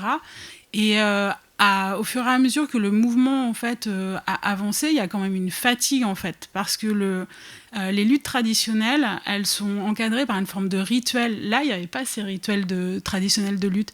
Et une lutte, même quand elle n'est pas victorieuse, on sait la finir dans les syndicats traditionnels, etc. On a bien lutté, on n'a pas eu ce qu'on voulait, mais voilà, on reprend des forces pour la prochaine. Là, moi, j'ai senti au bout d'un moment une sorte d'effilochement du mouvement où du coup, il y a des gens qui étaient tout simplement fatigués, il y a des gens qui n'avaient plus les ressources aussi matérielles de suivre ça, parce qu'il y a plein de gens qui ont posé tout leur congé annuel pour venir passer des heures sur les cabanes. Donc, il me disait, le RIC aujourd'hui, c'est plus une... Enfin, c'est un idéal, mais vu les gens qui le soutiennent, c'est pas possible, ce serait pas bon pour la démocratie qu'on le mette en place maintenant, quoi. Je suis désolé, hein, je vais frustrer tout le monde parce que c'est très riche et en même temps il y a plein de sujets qu'on voulait aborder. Donc on va passer aussi un peu du coq à l'âne. Et là je me tourne vers Fabrice parce que il est à Toulouse. Dans le séminaire de Toulouse comme dans le séminaire de Nantes, il y a un sujet qui a été extrêmement présent, qui est comment les journalistes travaillent sur le terrain, alors qu'ils ont à côté d'eux, notamment des jeunes, qui ont appris à utiliser leurs outils, qui parfois ont participé à la création de médias ad hoc, ou utilisent les réseaux sociaux pour faire passer effectivement un certain type de compte-rendu des événements. Et Fabrice, dans sa contribution, nous a, en tout cas dans son expression, nous avait bien posé les choses en disant, bah oui, probablement que chez certains, il y a des graines de journalistes qui s'expriment, et puis chez d'autres, il y a une forme de militantisme qui va utiliser des outils qui sont nos outils de journalistes, quoi. Est-ce que ça serait possible de revenir un peu sur cette problématique qui me paraît très intéressante, parce que je me rappelle même ici à Tours, quand on a eu un débat général sur la question, il y avait Céline Pigalle d'un côté et puis un représentant d'un média jaune, du gilet jaune, et ce sujet était déjà présent, quoi. Oui, merci, bonjour à tous. Désolé de ne pas pouvoir être présent avec vous autrement que par le truchement de cette petite caméra. Oui, alors pour contextualiser, tu m'as présenté tout à l'heure, Jean-Marie, en me disant qu'effectivement à l'époque, bon, j'ai changé de fonction aujourd'hui, mais j'étais rédacteur en chef adjoint chargé du numérique chez nous à France 3 Occitanie, à Toulouse. Et donc, effectivement, dès le début, c'est de poser la question de savoir comment on pouvait traiter ce mouvement sur la partie numérique d'une chaîne de télé. Et en allant sur le terrain, parce qu'effectivement j'étais cadre, mais je pense que la fonction de cadre dans une rédaction n'est pas incompatible avec le travail sur le terrain. En allant sur le terrain, on s'est dit que finalement les outils que utilisaient les Gilets jaunes, et notamment, ça a été dit tout à l'heure, l'importance qu'avait Facebook, étaient aussi des outils que les journalistes pouvaient utiliser, notamment pour essayer de traiter ce mouvement avec une forme de spontanéité et d'immédiateté que les Gilets jaunes utilisaient eux-mêmes, puisqu'ils faisaient beaucoup de live, parfois avec des outils importants, de live de vidéo sur Facebook, qui évidemment étaient très orientés. Avec les qualités de journaliste et d'un média reconnu de service public, l'idée c'était peut-être d'utiliser ces outils et d'être assez vite sur du compte-rendu en direct. C'est aussi ça, d'être journaliste sur le terrain, c'est-à-dire de montrer les choses telles qu'on est en train de les voir, mais de les contextualiser toujours. Donc c'est pour ça que nous, on a choisi à la fois d'utiliser Twitter pour ce qui était du factuel, de l'information, des photos, et Facebook pour ce qui était de la pratique de live vidéo. Donc moi, ça m'est arrivé sur certaines manifestations du samedi, qu'on a commencé à couvrir dès la fin novembre, de faire des lives de plusieurs heures, mais qui étaient commentés, entièrement commentés. Ça commençait avec la formation de la manif et ça s'est terminé à la nuit tombée avec ce qui restait de la dispersion et tous les événements qui s'étaient passés. Et donc il y avait toujours un commentaire, on contextualisait, on expliquait en permanence. Et j'explique ce contexte-là parce que nous aussi, ça a donc, en s'inspirant aussi d'outils qui n'étaient pas forcément naturels pour nous, ça nous a changé nos pratiques journalistiques. Petite parenthèse, ça nous a changé aussi nos pratiques journalistiques sur le fond. Moi, ça faisait quand même quelques années déjà que j'étais journaliste. J'avais pas souvent en France, en région, parce que j'ai travaillé pas mal dans différentes régions de France 3, utiliser des mots comme insurrection, guérilla urbaine, émeute sociale, violence policière, barricade, des choses comme ça. C'est pas quelque chose qu'on croise tous les jours, donc ça nous a changé évidemment sur le fond, sur la forme aussi, donc avec ces outils dont j'ai parlé. Et effectivement, très vite, moi, les journalistes que je croisais, c'était les journalistes que je connaissais, les photographes, les photoreporters, les journalistes qui portaient des caméras, ça a très vite été très compliqué, y compris les nôtres. Donc quand on avait un casque marqué presse, moi aussi j'avais un casque de vélo, snowboard et autres, mais avec un casque de vélo marqué presse en gros un smartphone au bout d'une poignée, c'était plus facile d'aborder les gens, c'était plus facile de discuter, y compris dans les moments les plus terribles des manifestations. Et à Toulouse, on en a eu notre saoul. Très vite, on a croisé des gens qui étaient des nouveaux entrants de la profession, souvent jeunes, effectivement. Et il y avait deux catégories. Il y avait cette catégorie de journalistes qui, je pense, sur lequel vraiment qu'on doit continuer de reposer notre profession, c'est-à-dire des gens qui ont cette fibre. On fait un métier passion, on essaye de le faire aussi souvent parce qu'on ne l'a pas choisi par hasard, on n'y est pas tombé par défaut. On a tous à un moment envie de faire ce métier, et je pense qu'il y a des événements qui déclenchent ça. Et ça, moi j'ai vu très vite des jeunes journalistes, je dis même parfois très jeunes, pas encore en école de journalisme, pas encore totalement formés ou formatés, si on doit dire des mots comme ça, par une formation qui parfois se ressemble un peu toutes, mais justement avec cet esprit de se dire qu'on pouvait, à travers ce mouvement, qui était dans la rue, qui était sous leurs fenêtres, donc il n'y avait pas à s'accréditer, il n'y avait pas à montrer une carte de presse qu'ils n'avaient pas encore, et certains depuis l'ont obtenu d'ailleurs, et tant mieux,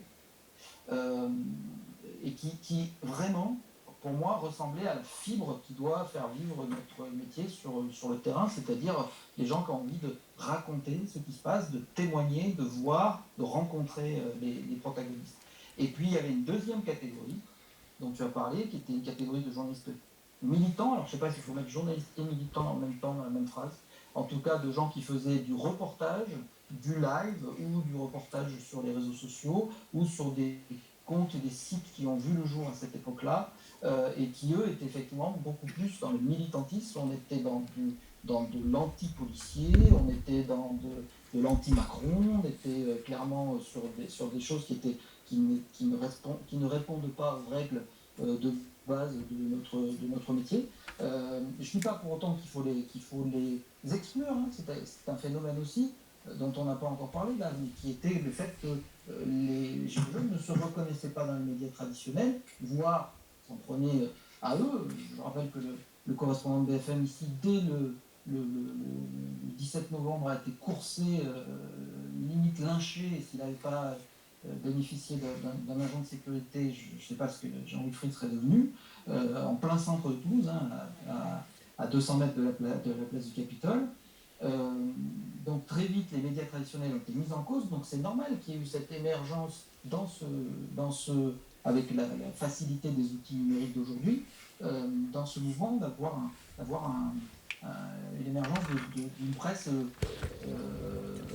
partisane, dans laquelle eux ils se retrouvaient plus facilement. Mais voilà, moi j'ai eu, alors il y a eu aussi une phase d'évolution, pour être honnête. On parlait tout à l'heure des risques qu'on peut prendre. Moi, j'estime que j'en ai pas pris beaucoup. J'ai pas eu de bol. Le 7 janvier 2019, j'ai été blessé par une grenade de désencerclement, ce qui fait que j'ai été tenu éloigné pendant 3 mois des manifestations. J'ai suivi le samedi sur les réseaux sociaux, mais depuis mon canapé, malheureusement. Et quand je suis revenu en avril, j'ai vu que les choses avaient changé. À cette phase où je n'ai pas pu travailler m'a aussi éclairé sur ça. Ce qui avait changé, c'était que dans les manifestations, on avait quand même beaucoup moins les gens que j'en avais rencontrés au début, qui étaient des gens que vous avez tous très bien décrits tout à l'heure, qui avaient du mal avec leur fin de mois, qui vivaient souvent quand même dans des zones plutôt rurales, reculées des métropoles. Ceux-là, ils avaient disparu à cette époque-là. On avait plutôt des gens qui cherchaient la bagarre, clairement, même si à Toulouse on a eu toujours des manifestations énormes, mais y compris des rendez-vous nationaux, il y avait quand même beaucoup de gens qui cherchaient la bagarre. On avait une répression policière qui était disproportionnée, souvent dès le début des rassemblements et avant même qu'il y ait le moindre incident de la part des manifestants. Et on avait du côté des journalistes, c'est ça qui est intéressant, on avait des journalistes qui avaient lâché. soit par lassitude, parce que la répétition des événements, du risque, de ce qui a été décrit tout à l'heure, de bouffer de la lacrymo à longueur de samedi après-midi et de prendre des risques pour sa propre intégrité. Des journalistes avaient lâché, y compris moi, c'est arrivé dans ma rédaction, j'en ai marre, j'ai peur, j'ai pas envie d'y aller, on en prend plein la gueule, on se fait insulter, les flics nous tapent dessus. Moi, parce que j'ai pas choisi ce métier pour faire ça, mais ce discours-là est tout à fait compréhensible. Et puis, on avait donc toujours au même niveau ces journalistes, ces reporters militants, et ceux qui continuaient, que moi j'ai vu continuer, c'est ces jeunes, qui eux vraiment étaient toujours avec cette fibre-là, et qui étaient toujours là, et qui ont continué jusqu'au bout. Il faut savoir qu'à Toulouse, par exemple, c'est le Covid qui a mis fin aux manifestations du samedi. C'est pas ni la préfecture, ni quoi que ce soit. Alors certes, fin 2019, début 2020, il y avait beaucoup moins de monde, et tous les samedis, il y avait un rendez-vous. Et c'est uniquement en mars 2020, avec le Covid, que ça s'est arrêté, le confinement. Et donc, voilà. Donc, en fait, ce qui avait changé, c'est qu'il y avait finalement ces jeunes journalistes-là que j'ai vus émerger, et avec lesquels l'échange était intéressant, parce que vraiment, ils cherchaient aussi des points de repère auprès des vieux, dont je fais partie, mais qui apportaient vraiment autre chose, une autre fraîcheur dans la façon de travailler. Eux, ils étaient toujours là. Et je pense que ça fait partie aussi de... Moi, j'ai toujours pensé, ça fait 30 ans que je suis journaliste, j'ai toujours pensé que ce métier, il fallait surtout pas, alors qu'on est un métier où pendant longtemps, il y a eu du népotisme de père en fils, un peu comme chez les médecins. Il y a eu aussi des origines sociales parfois qui n'étaient pas celles de la société dans sa réalité. Il faut que ce métier soit plus ouvert, et là, ça va mieux quand même depuis quelques années, qu'il soit plus ouvert à des gens de toutes origines, et puis qu'il ne soit pas toujours trop formaté non plus par les écoles de journalisme. Et donc on a un métier où il y a quand même un grand nombre de gens qui continuent d'obtenir la carte de presse sans être passés par des formations type école reconnue. Mais ce mouvement-là, je pense que c'est comme mai 68, c'est un exemple que je cite dans la carte blanche que vous m'avez gentiment donnée, alors que je n'étais pas né en 68. Vous avez de la chance. Ce mouvement-là, je pense qu'il a déclenché quelque chose et qui est nécessaire à la réoxygénation de notre métier de temps en temps. C'est-à-dire d'aller chercher, d'aller retrouver des gens qui sont, avec cette nouvelle génération, avec les nouveaux outils que le numérique peut offrir, mais avec toujours ce regard, cette acuité journalistique nécessaire, apporte de l'oxygène finalement à notre vie. Merci Fabrice. On est obligé, hélas, de passer à une autre problématique. C'est pas très facile ce que je te demande, Eric, mais comme tu es un de mes anciens étudiants, je te fais confiance absolument. À la fois parler de ce qui s'est passé dans ta rédaction et d'essayer d'y intégrer des éléments de réflexion de professionnels de la recherche. J'ai 300 mots, c'est ça ? Ouais. Dépêche 300 mots. Non, alors en fait... si je voulais être un peu provocateur, c'est vrai que je suis en décalage quelque part par rapport aux collègues qui ont parlé jusqu'à présent, puisque moi, quelque part, j'ai participé à la couverture de Gilets jaunes, mais j'ai pas vu de Gilets jaunes à part à la télé. Et je pense que c'est important de le dire parce qu'en fait, une couverture d'un événement comme celui-là, qui a été une dominante nationale et même mondiale pour l'AFP, puisqu'il y avait très forte appétence de la part des médias étrangers pour ce qui se passait, ça veut dire qu'en fait, à l'AFP, c'est des dizaines de journalistes mobilisés, certains dans les bureaux, dans certains services, notamment aux informations générales, qui sont allés au contact, qui ont vu les Gilets jaunes, et puis après, il y a plein d'autres journalistes qui ont eu à travailler sur cette mobilisation, sur cette crise, parce que c'est devenu aussi une crise politique, sociale, beaucoup plus large, sans avoir à les voir au quotidien. Puisque, donc pour dire les choses très rapidement, mon travail, moi je suis journaliste au service politique de l'AFP, et je suis chargé de ce qu'on appelle les dominantes du matin. C'est un titre un peu pompeux pour dire que en fait, je me lève tôt pour écouter notamment toutes les interventions des hommes politiques, pas seulement, mais principalement des hommes politiques, dans les émissions de radio et de télé du matin, pour voir s'il y a des choses qui sont intéressantes par rapport à l'actualité du moment, et nourrir après les papiers des collègues, faire des dépêches si nécessaire, voilà. Et donc, moi, le mouvement des Gilets jaunes, je l'ai vu à travers ce prisme. Et je pense que c'est très important parce que je pense que c'est Aline qui l'a dit tout à l'heure, quand elle disait que elle s'était heurtée, par exemple, de la part des journalistes des services politiques au fait qu'ils avaient d'autres codes. Effectivement, je pense que chaque service a vu les crises à l'aune de ses propres préoccupations, de ses propres sources. Alors après, c'est très important, et notamment pour une agence comme l'AFP, où je l'ai dit, il y a eu une très très forte mobilisation, mais finalement assez classique pour une dominante. Je vais y revenir parce qu'il y a la question de savoir ce qu'il y a de nouveau et ce qu'il y a de pas si nouveau que ça dans la couverture des Gilets jaunes. Et je pense qu'effectivement, on a dit, il y a plein de choses qui sont assez inédites, mais qu'en même temps, le travail des journalistes, c'est aussi ça. Il y a un article célèbre d'un sociologue américain qui s'appelle « Routiniser l'inattendu ». Et en fait, voilà, c'est bien le propre des journalistes aussi, d'avoir ensuite à faire passer un événement aussi original fut-il dans le moule à gaufres, si je puis dire, d'une organisation qu'on va faire évoluer, mais qui ne va pas non plus se transformer complètement. Hein. Et donc, pour l'AFP, ça veut dire, je l'ai dit, mais mobilisation de tout un tas de services, de tous les bureaux, ce qu'on appelle les bureaux de province, qui eux étaient au contact des Gilets jaunes sur les ronds-points, dans les manifs. Mais c'est surtout, du coup, je le souligne là, aussi un important travail de coordination entre justement tous ces endroits où on parlait du sujet, menés par la rédaction en chef, et qui, dans la copie de l'AFP, se traduit par exemple sur le fait que, au-delà des dizaines de dépêches, de photos, d'infographies, de fact-check aussi, puisqu'on en a fait beaucoup, c'est aussi par exemple le papier général. Qui fait le papier général? Et donc là, on a eu des évolutions, en fait, en fur et à mesure du mouvement lui-même, parce que, en fait, ça pouvait être, en général, au début, c'était pris en charge par les informations générales, qui ont l'habitude, justement, de la couverture des mouvements sociaux en général. Et puis après, ça allait au fur et à mesure. Par exemple, quand Macron essayait de reprendre la main en essayant de répondre par des mesures, ou les politiques essayaient de reprendre la main, voilà, le papier passait aux politiques parce que c'était à nous ça devenait plus la dimension politique devenait plus importante. Donc je pense que c'est vraiment très, très important de préciser ça, parce que voilà, la couverture d'un mouvement comme celui-là, c'est quelque chose qui finalement correspond effectivement, je l'ai dit, à une mobilisation très forte, mais qui fait qu'on va essayer malgré tout de reformater l'événement, parce que, alors je dis ça de manière pas du tout négative, c'est-à-dire que je pense que, je rappelle quand même l'étymologie, informare, information, c'est mettre en forme, et de toute façon, il n'y a pas d'information sans ce travail de mise en forme, qu'on peut appeler aussi un formatage. La question après, c'est la qualité ou non de ce formatage, les formats en question, mais voilà, c'est quelque chose d'inévitable. Donc, ces Gilets jaunes, je les ai surtout vus à travers, par exemple au début, les premières réactions des hommes politiques, qui apportaient ou non leur soutien à la mobilisation qui est arrivée le 17 novembre, qui disaient on y sera, on n'y sera pas, soutien sans participation, toute une gamme, et c'était à travers ce type de dépêche-là qu'on le couvrait. Au service politique.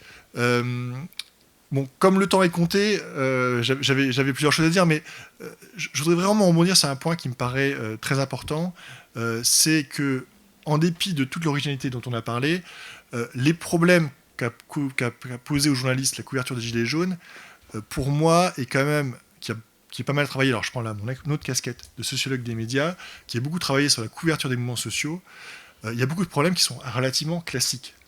Moi, je mentionne le livre assez célèbre, en tout cas pour les chercheurs qui travaillent sur ce sujet-là, qui est un chercheur américain qui s'appelle Todd Gitlin. Son livre s'appelait The Whole World is Watching. Le monde vous regarde, et c'était donc la manière dont les médias avaient rendu compte des mouvements des droits civiques aux États-Unis, notamment les mouvements étudiants, et qui avait posé déjà tout un tas de problèmes qu'on a retrouvés là. Et deux problèmes principaux que je vais mettre en avant, c'est la question des leaders. Voilà, le fait que les médias, on l'a dit, ont besoin de porte-parole, et que de facto les médias se sont amenés à choisir des leaders. Alors après, ce qui est intéressant avec les Gilets jaunes, c'est que dès qu'il y avait un leader qui émergeait, il se faisait dégommer parce que il n'était pas légitimé par ses troupes, si on peut dire. Mais là, c'est pas quelque chose. Enfin, le problème en soi, en tout cas, n'est pas nouveau. Et l'autre problème très fort, c'est celui des violences. Y compris au sein de l'AFP, c'est quelque chose qui a vraiment été vécu par les journalistes qui couvraient. pareil que d'autres, on a été amené à faire appel à des gens de sécurité, c'est la première fois qu'on le faisait, pour protéger nos JRI sur le terrain. Donc là, il y avait vraiment quelque chose d'original.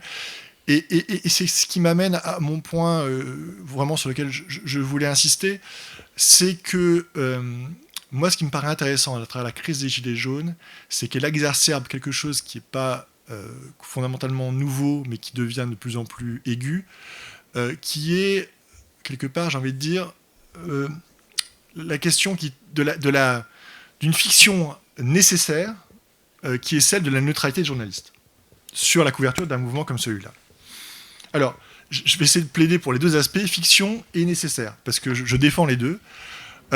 Fiction, parce qu'effectivement, alors là, pour le coup, toute la sociologie des médias et du journalisme montre bien qu'il y a quelque chose d'aberrant à se représenter comme s'il y avait d'un côté un mouvement social et de l'autre une couverture ou une médiatisation. Par définition, et ça a été vu par tout le monde, sur un mouvement comme celui-là, la médiatisation fait partie du mouvement social. Alors, médiatisation par les médias traditionnels, mais aussi parce que les Gilets jaunes ont créé leurs propres médias, ont utilisé les réseaux sociaux pour aussi contourner ce qu'ils pensaient être des censures ou une mauvaise couverture de la part des médias traditionnels. Mais en tout cas, on voit bien que la fiction qui consisterait à dire d'un côté, il y a un mouvement qui se déroule, et de l'autre, il y a des médias qui essaient de le rapporter de la manière la plus neutre ou la plus objective possible, ça pose question. Indépendamment, et je vais revenir, de la bonne volonté des journalistes à essayer de respecter des règles de distanciation, des règles de pluralisme, des règles d'impartialité. Donc c'est pour ça que, et je pense que c'est quelque chose qu'on voit de manière de plus en plus aiguë sur les mouvements sociaux, mais qu'on voit aussi de plus en plus dans les situations de conflit. Je ne vais pas parler de ce qui se passe en Ukraine ou en Palestine, mais à un moment donné, clairement, il y a les protagonistes de ces conflits qui disent, mais, et on l'a dit tout à l'heure, choisis ton camp, camarade. Vous dites, nous, on est neutre, on est là pour apporter, mais non, il y a un conflit qui fait que la communication, ce qu'on en dit, fait partie du combat, donc si vous n'êtes pas avec nous, vous êtes contre nous. Et ça, c'est de plus en plus... à mon avis, révélateur d'une évolution aussi de l'espace public, du débat public. On l'a vu de manière très très nette aux États-Unis, autour d'une polarisation très très forte autour de Trump, qui faisait que des médias classiques, style New York Times, Washington Post, en fait, ils voulaient juste couvrir, mais ils se retrouvaient forcément repoussés dans le camp d'Hillary Clinton pendant la campagne de 2016, parce que il y avait d'un côté les gens qui regardaient Fox News et les médias trumpistes, et puis de l'autre côté, ceux qui regardaient les médias classiques, mais il y avait une polarisation de plus en plus forte. Et donc, je pense que c'est vraiment un des enjeux clés aujourd'hui, c'est que les médias journalistes, je pense, doivent continuer à défendre, là j'ai plaidé pour la deuxième partie, doivent continuer à défendre l'importance de cette recherche d'impartialité, de cette recherche de dire non, on ne veut pas être partie prenante, on veut continuer à essayer d'être, en tout cas au niveau des faits, rester dans une forme d'impartialité et rapporter les choses telles qu'elles se passent, quitte après à ce qu'il y ait des débats d'opinion, des querelles d'opinion pour ensuite débattre de ces faits, mais qu'au moins, sur les faits, on arrive à garder un socle factuel commun. Et ça, je pense que c'est vraiment un enjeu extrêmement important. Mais c'est vrai que ça passe par des efforts très importants pour les rédactions. Et alors, dans l'exemple d'un conflit comme celui des Gilets jaunes, moi, ce qui me paraît très important, c'est pas seulement ce qui se passe au niveau de chacun, parce qu'on le voit bien, et c'est normal. Et ça, là aussi, c'est quelque chose d'assez classique. Les journalistes qui sont sur le terrain ont souvent une forme d'empathie avec ce que vivent ceux qui se mobilisent et qui sont en bonne raison de se mobiliser. Mais moi, j'avais regardé la couverture d'un conflit comme celui de Renault-Villevorde, le conflit de la fermeture de l'usine de Celotex à Givet, où vous avez menacé de faire sauter l'usine avec de l'acide, etc. Bon, et bien, forcément, les journalistes qui vont sur le terrain, à un moment donné, ont une plus grande compréhension de la position de ceux qui sont sur le terrain, et c'est normal. Après, je pense que alors à l'AFP, c'est quelque chose de peut-être plus facile pour nous, parce que justement, on est une grosse machine, c'est d'essayer de faire en sorte que l'ensemble des points de vue puissent être restitués, et après, la manière de les synthétiser de la manière la plus impartiale possible, en tenant compte d'un maximum de la polyphonie ou de la pluralité des points de vue, parce qu'en fait, chacun... voilà, donc moi au service politique, je faisais quelque part, je faisais remonter la parole des politiques, d'ailleurs, quels qu'ils soient des camps différents. Au service économique, on faisait remonter aussi les préoccupations des patrons, des commerçants à Paris, etc. Et l'ensemble faisait partie de ce conflit des Gilets jaunes. Et c'est important d'avoir ce tableau, d'essayer de restituer un tableau complet. Exhaustif, c'est pas possible, mais en tout cas le plus complet et équilibré possible. Parce que, encore une fois, c'est un enjeu à mon avis très important que malgré la pression très forte qui est de nous dire la neutralité n'existe pas, malgré tout défendre l'idée d'effort d'impartialité. Et pour rebondir sur ce qui était dit tout à l'heure par Fabrice Valéry, je pense que justement c'est très important qu'il y ait des jeunes journalistes, et peu importe s'ils viennent avec au départ avec un regard politique, avec des motivations politiques. La question derrière, c'est qu'est-ce qu'ils en font s'ils veulent être journalistes. Après, c'est accepter que malgré tout, il y a aussi des contraintes, des règles de distanciation qui sont très importantes, qui sont la base commune du métier. Peu importe quelles sont après tout leurs impulsions premières, parce qu'on en a tous, et les éditorialistes de BFM en ont aussi. La question, c'est plutôt comment on va essayer, malgré tout, de les contrôler par des règles. Alors là, je pense que c'est pas quelque chose uniquement individuel, c'est aussi quelque chose de très collectif. Et là, pour le coup, de nouveau à l'AFP, on a cette chance que on a une habitude historique à essayer de travailler cette objectivité, en sachant d'abord qu'elle n'existe pas, mais surtout, c'est un travail permanent et qui est collectif. C'est-à-dire que c'est pas chacun d'entre soi. Enfin, c'est aussi parce qu'on est sous le contrôle de nos pairs, sous le contrôle des desks, de la rédaction en chef, que ça aide quelque part à éviter d'avoir à laisser trop aller à nos propres approches personnelles d'une situation quelle qu'elle soit. Voilà. Merci. Je crois que Arnaud, tu veux faire circuler la parole. Oui, on est alors, un peu en bout de course, mais on est un peu en bout de course, mais on peut déborder de 10 minutes. C'était passionné et donc passionnant. Donc déjà, merci. Merci à vous. Est-ce qu'il y a, parce que sinon, moi j'ai une petite question transverse pour la salle, mais sinon, d'abord, enfin pour au contraire le panel.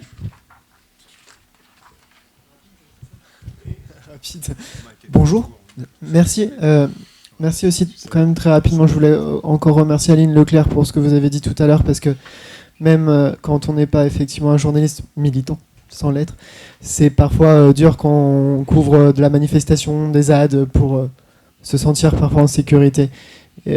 Donc merci de le rappeler, on n'est pas en Ukraine, on n'est pas au Mali, mais ça s'appelle quand même aussi des terrains de conflit. Voilà.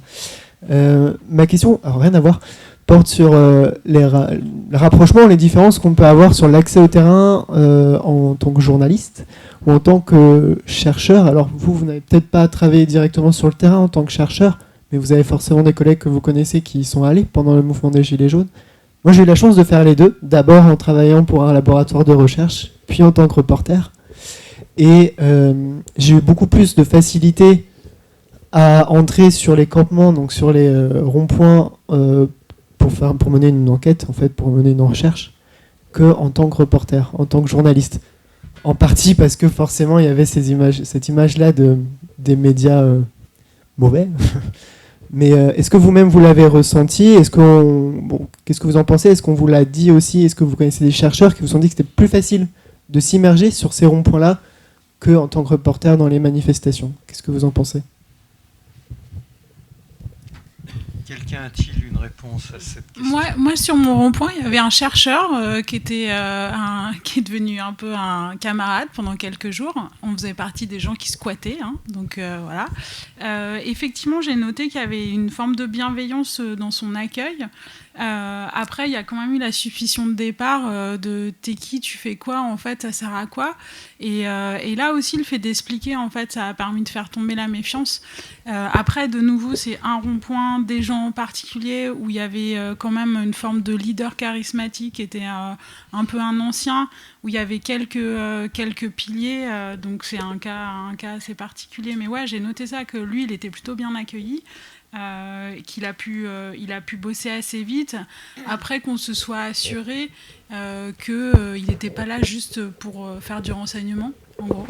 Voilà. Mais du coup, il suffisait qu'il montre les feuilles, parce qu'il avait des questionnaires, enfin des trucs de boulot. Et je suis pas sûre que tout le monde est allé vérifier sur le site internet de la fac qui était bien attaché à un labo de recherche, mais il y avait quand même ce truc de renverser le rapport d'autorité, de c'est moi qui te demande tes papiers, c'est moi qui te demande des preuves. Et après, derrière, il n'y a pas forcément l'exploitation rigoureuse de ces éventuelles preuves, en fait. Moi, je voudrais témoigner sur le fait que j'ai envoyé au moins 3 étudiants sur des ronds-points, etc. Ils ont toujours été très bien accueillis. Et très bien accueillis avec cette idée, à mon sens, que les Gilets jaunes étaient contents qu'on s'intéresse enfin à eux. Parce que le fait qu'on envoie des chercheurs, ça prouve la noblesse de notre cause, voire de ce qu'on est. Parce qu'il ne faut pas oublier qu'une partie du cri de colère des Gilets jaunes, c'est d'avoir été invisibilisé, y compris pour être invisible aux yeux des politiques, on ne s'intéresse pas à nous, et par les médias. Et c'est pour ça qu'ils faisaient l'amalgame. Parce que le lien entre le rejet du politique et le rejet des médias, c'est... puisque vous nous avez invisibilisés médiatiquement, évidemment, ça n'a pas aidé les politiciens à s'occuper de nous. Hein. En gros, c'est à peu près le procès.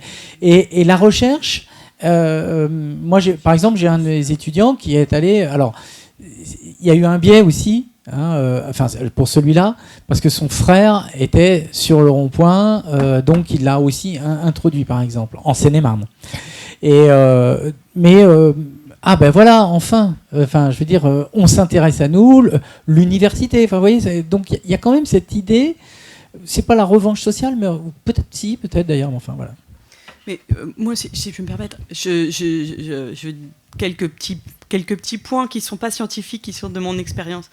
Parce que le jour où moi je vois les Gilets jaunes, avant les Gilets jaunes, donc le 10 novembre, les gens ne jurent que par BFM. Hein. Donc Éric Drouet, ce qu'il leur dit, allez voir mon article, je le dis à ce moment-là, les gens ils ont peur qu'on ne raconte pas et que ça ne marche pas. Éric Drouet ne cesse de leur dire, si, j'ai eu BFM, ils seront là. Et donc les gens adorent BFM. C'est pourquoi les gens... avant c'était TF1 que les gens n'aiment pas. Pourquoi les gens n'aiment pas BFM? C'est pas parce qu'ils travaillent différemment, c'est parce que c'est la télé qu'ils regardent. Et toute personne qui a une expérience avec un journaliste... Voilà. Moi, je sais que je fais un gros travail et voilà. Vous entendez ce qu'elle dit, Maïté, sur sa démarche. Expliquez la démarche. Qu'est-ce qu'on va faire? Qu'est-ce que je retiens de vos propos? Qu'est-ce que c'est destiné à faire? Je vous envoie l'article. Tout ça, c'est là que se noue la relation. Et les gens, moi, c'est pas scientifique, c'est mon idée. Pourquoi ils se braquent contre BFM?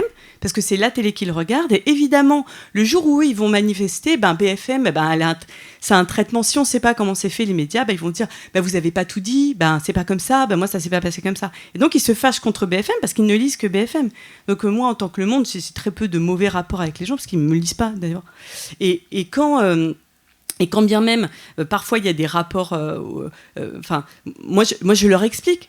Il y a quelqu'un qui dit, je me rappelle, j'étais à Mont-Soleil-Mines autour d'un rond-point, je passe toute la soirée avec eux, et quelqu'un dit, mais vous allez tout mettre ce que je vous dis? Je dis, non, je vais pas tout mettre. Pourquoi? Non, mais c'est nul. Je lui dis, alors attendez, regardez, c'est très simple. Donc vous voyez, depuis tout à l'heure, je suis là, depuis 2 heures, vous avez vu, j'ai interviewé cette personne. Je passe environ une demi-heure avec chacun d'entre vous. Vous voyez que j'ai noirci tout un cahier. Est-ce que vous avez envie de lire demain un livre entier sur les Gilets jaunes? Non, vous n'aurez pas le temps. Personne ne va lire ça. Donc, tous les gens, ils ont envie de lire un petit article synthétisé parce que personne n'a le temps. Vous-même. Ah oui, c'est vrai, d'accord. Non, mais, je veux dire, j'explique. Vous voyez. Donc, ah oui, c'est vrai. OK. Donc, moi, mon travail, c'est juste que quand vous allez lire mon article, j'espère que vous trouverez un écho. Et souvent, moi, j'envoie toujours mes articles aux gens. Or, Gilets jaunes, je le fais toujours et je dis, j'espère que vous irez trouver un écho honnête de votre réalité. Voilà la tournure que j'ai trouvée. C'est pas la mieux, mais pour l'instant, c'est comme ça que je dis le mieux les choses. Vous n'allez pas tout trouver. C'est pas ça mon travail, c'est pas tout dire, c'est faire une synthèse. Et le malentendu, il est là. Il est que les gens, au départ, ne comprennent pas bien. Mais c'est le même malaise avec tout le monde, tous les gens qu'on interviewe. Ça veut dire, si on ne prend pas ces précautions-là, n'importe qui est interviewé, qui voit la réception de ses paroles, il est un peu déçu. Voilà. Mais c'est juste que là, ça a pris une ampleur particulière. Mais pourquoi BFM? Parce que c'est ça qu'ils regardent. Je veux dire, il ne faut pas se tromper de compréhension du truc. Voilà, juste ça. Une autre question? Oui, juste 2 remarques, si vous permettez. Franck Demey, journaliste et formateur depuis 30 ans. Merci pour vos observations. Je voudrais rebondir sur la synthèse d'Éric Legnaud et également sur les remarques de Fabrice Valéry tout à l'heure. Il y a une évolution chez les jeunes journalistes, au-delà de la volonté d'impartialité dont parlait Éric Lagneau tout à l'heure. La jeune génération des journalistes, y compris dans les écoles reconnues ou non reconnues, plaide de moins en moins pour l'impartialité journalistique. Donc sur l'engagement, sans parler de journalistes militants, ils en ont assez des concepts de neutralité, d'honnêteté qui n'existent pas, que tout le monde manipule aisément, gaiement dans ce métier et dans cette société. Et je voulais attirer votre attention là-dessus, sur le fait qu'il va y avoir besoin, nécessité d'une vraie réflexion sur ce point de vue, parce que soit on n'aura qu'une catégorie de journalistes, soit on n'aura plus de nouveaux journalistes professionnels et qui seront hors champ. Donc ça, c'est ma première remarque. J'invite à une réflexion collective là-dessus parce qu'elle me paraît importante. La deuxième remarque, vous avez ouvert le débat sur les signaux forts ou les signaux faibles. Donc là, je vous relance, vous, confrères et consoeurs et sociologues. Est-ce qu'aujourd'hui, 2 ans après ce mouvement, on vient de sortir d'une présidentielle, on rentre dans une campagne législative, est-ce que vous percevez des nouveaux signes forts ou faibles qui pourraient relancer un mouvement bis des Gilets jaunes? Je me permets juste de rebondir sur ce que vous avez dit qui me fait méchamment tiquer. Moi, je suis plus tout à fait jeune, hein. Ça fait 15 ans que je bosse. Malheureusement, on vieillit tous. Et j'ai jamais prétendu à l'impartialité, j'ai jamais prétendu à l'objectivité. C'est un truc qui irrigue le journalisme depuis très longtemps. Et ce que j'expliquais aux Gilets jaunes qui me mettaient face à cette prétendue objectivité, c'est non. Tout ce que je peux te proposer, moi, c'est mon honnêteté. Voilà quand je bosse, etc. Et effectivement, on fait pas forcément le même boulot. En fait, moi, je suis dans l'ultra-terrain, vraiment le nez dessus.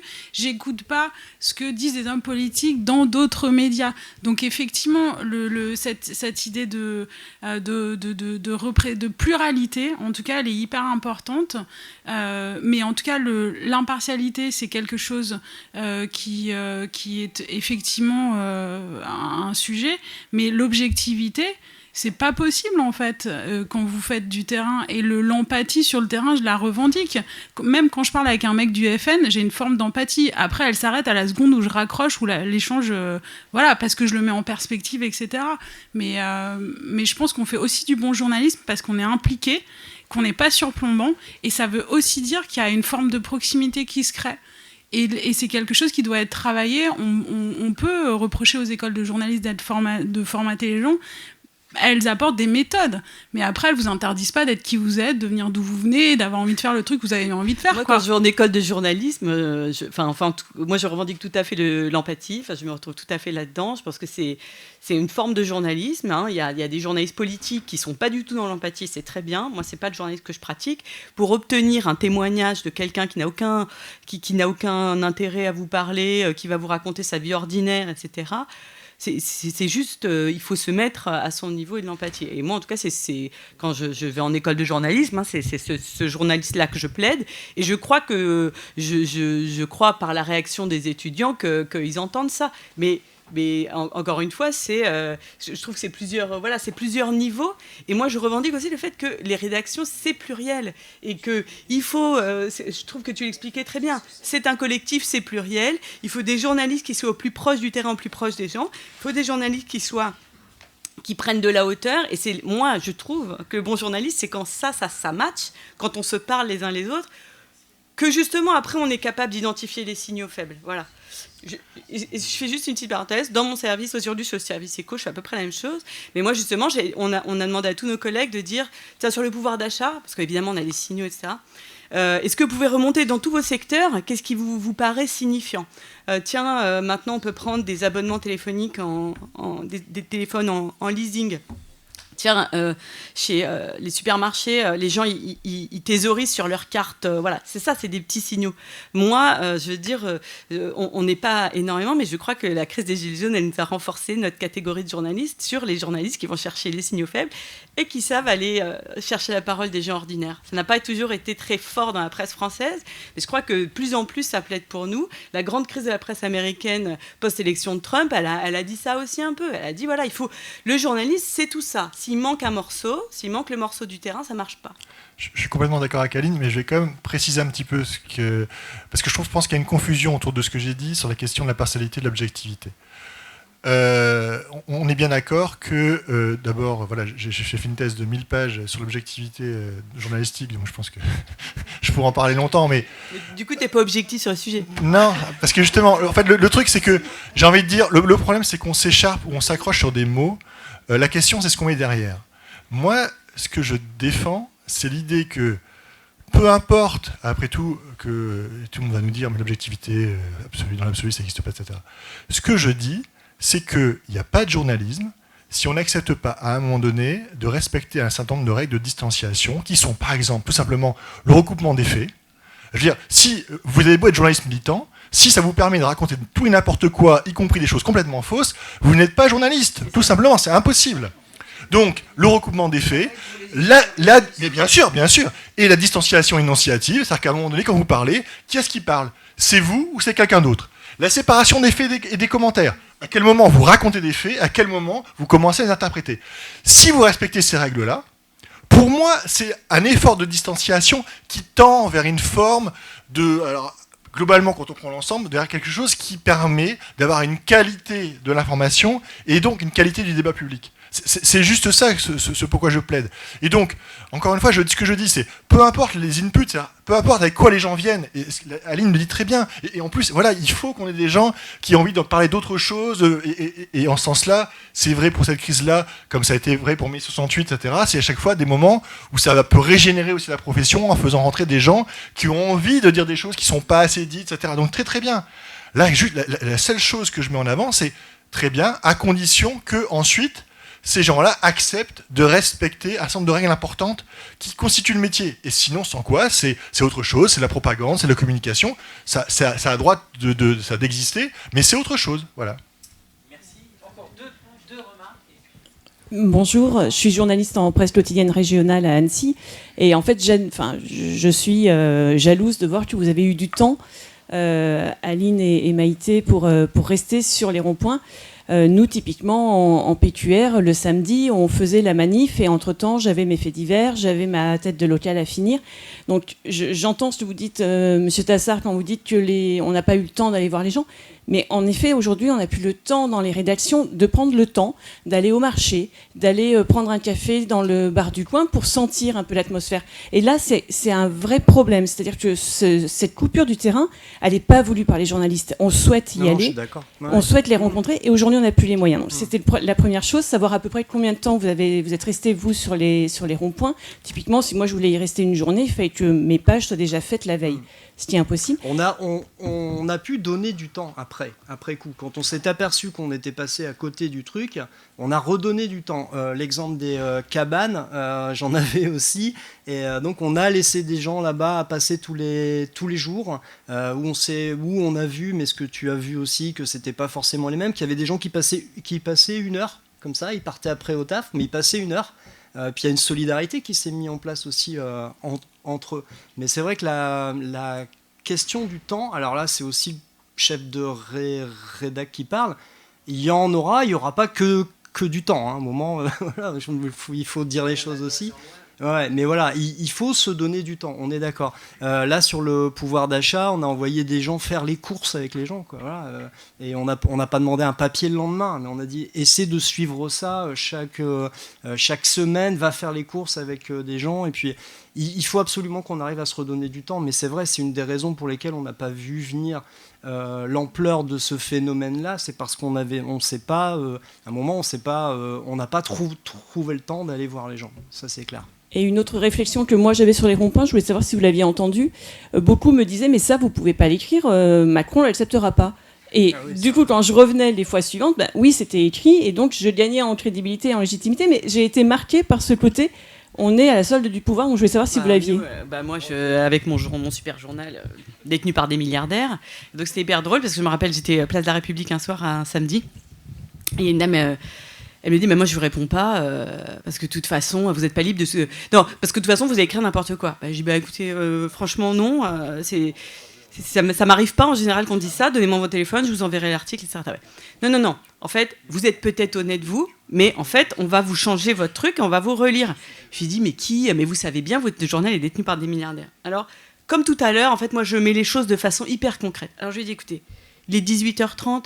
Objectivement, dans le meilleur des cas, je vais rentrer chez moi, j'habite pas trop loin. Dans le meilleur des cas, si j'arrive à sortir mon article dans 2 heures, c'est rare, mais si j'arrive, 20h30. Je dis, vous croyez franchement que Xavier Niel, il n'y a que ça à faire le samedi soir à 20h30 que de relire les articles d'Aline Leclerc. Ça lui apparaît comme une évidence. Non, mais vous voyez, en fait, vous dites des choses hyper concrètes comme ça, et les gens se rendent bien compte que ça n'a aucun sens. Je dis, bah non, il ne baisse pas tous ces samedis soirs à l'heure de l'apéro. Ah, attendez, il y a manif gilet jaune, je vais relire le papier, impossible. Et en fait, je trouve que sur beaucoup de choses comme ça, mais c'est aussi là, je trouve, enfin, je sais pas ce que tu en penses, mais qu'on renoue aussi le lien. Enfin, moi, ça veut dire, les gilets jaunes n'ont rien appris. Avant, j'ai longtemps travaillé en banlieue, je sais combien le lien est dégradé. C'est aussi là qu'on renoue le lien. Quel est votre numéro? Donnez-moi votre mail, je vous envoie l'article. Et je vous rappelle, rappelez-moi, écrivez-moi si vous pensez que j'ai été malhonnête. Franchement, ça consiste en rien, mais moi, tout mon réseau, moi j'ai un réseau aujourd'hui que personne n'a, qui est un réseau de gens ordinaires. Donc quand les gens, ils ont des réseaux de ministres, bah non, moi j'ai mon réseau de gens ordinaires. Ces gens-là, c'est des gens avec qui j'ai créé des liens, mais j'ai créé des liens comment? J'ai créé des liens comme ça. C'est-à-dire, envoyez-moi l'article, je vous envoie l'article, dites-moi ce que vous en pensez. Ah bon, là vous n'êtes pas d'accord, mais pourtant c'est ça que vous avez dit. Ah, c'est ça que vous m'aviez dit, mais en fait c'est pas comme ça que vous vouliez dire. D'accord, mais c'est bien ce que vous avez dit. Ok, bon la prochaine fois, vous voyez, c'est là que se crée le lien. Mais en effet, ouais, c'est... Moi, le premier article des jours, je l'ai imprimé et je suis venue sur le rond-point avec. Donc déjà, je pratique énormément ça, d'envoyer, dire aux gens, donnez-moi une adresse mail, je vous envoie l'article. Si je ne le fais pas, relancez-moi, parce que ça arrive aussi. Et de venir, parce que vis-à-vis des problèmes de violence des Gilets jaunes contre les journalistes, il y a vraiment cette idée de se matérialiser. Il y a des gens qui sont hyper agressifs sur les réseaux, mais il n'y a plus personne quand vous êtes sous leur nez, en fait, et qui se rendent compte que vous êtes une personne qui a éventuellement... qui habite pas loin, etc. etc. quoi.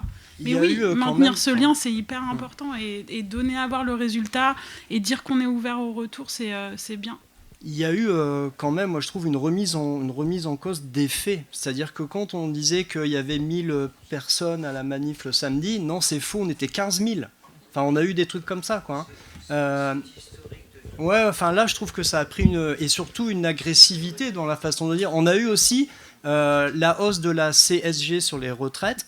Des gens qui nous disent, moi, je perds 500 € par mois.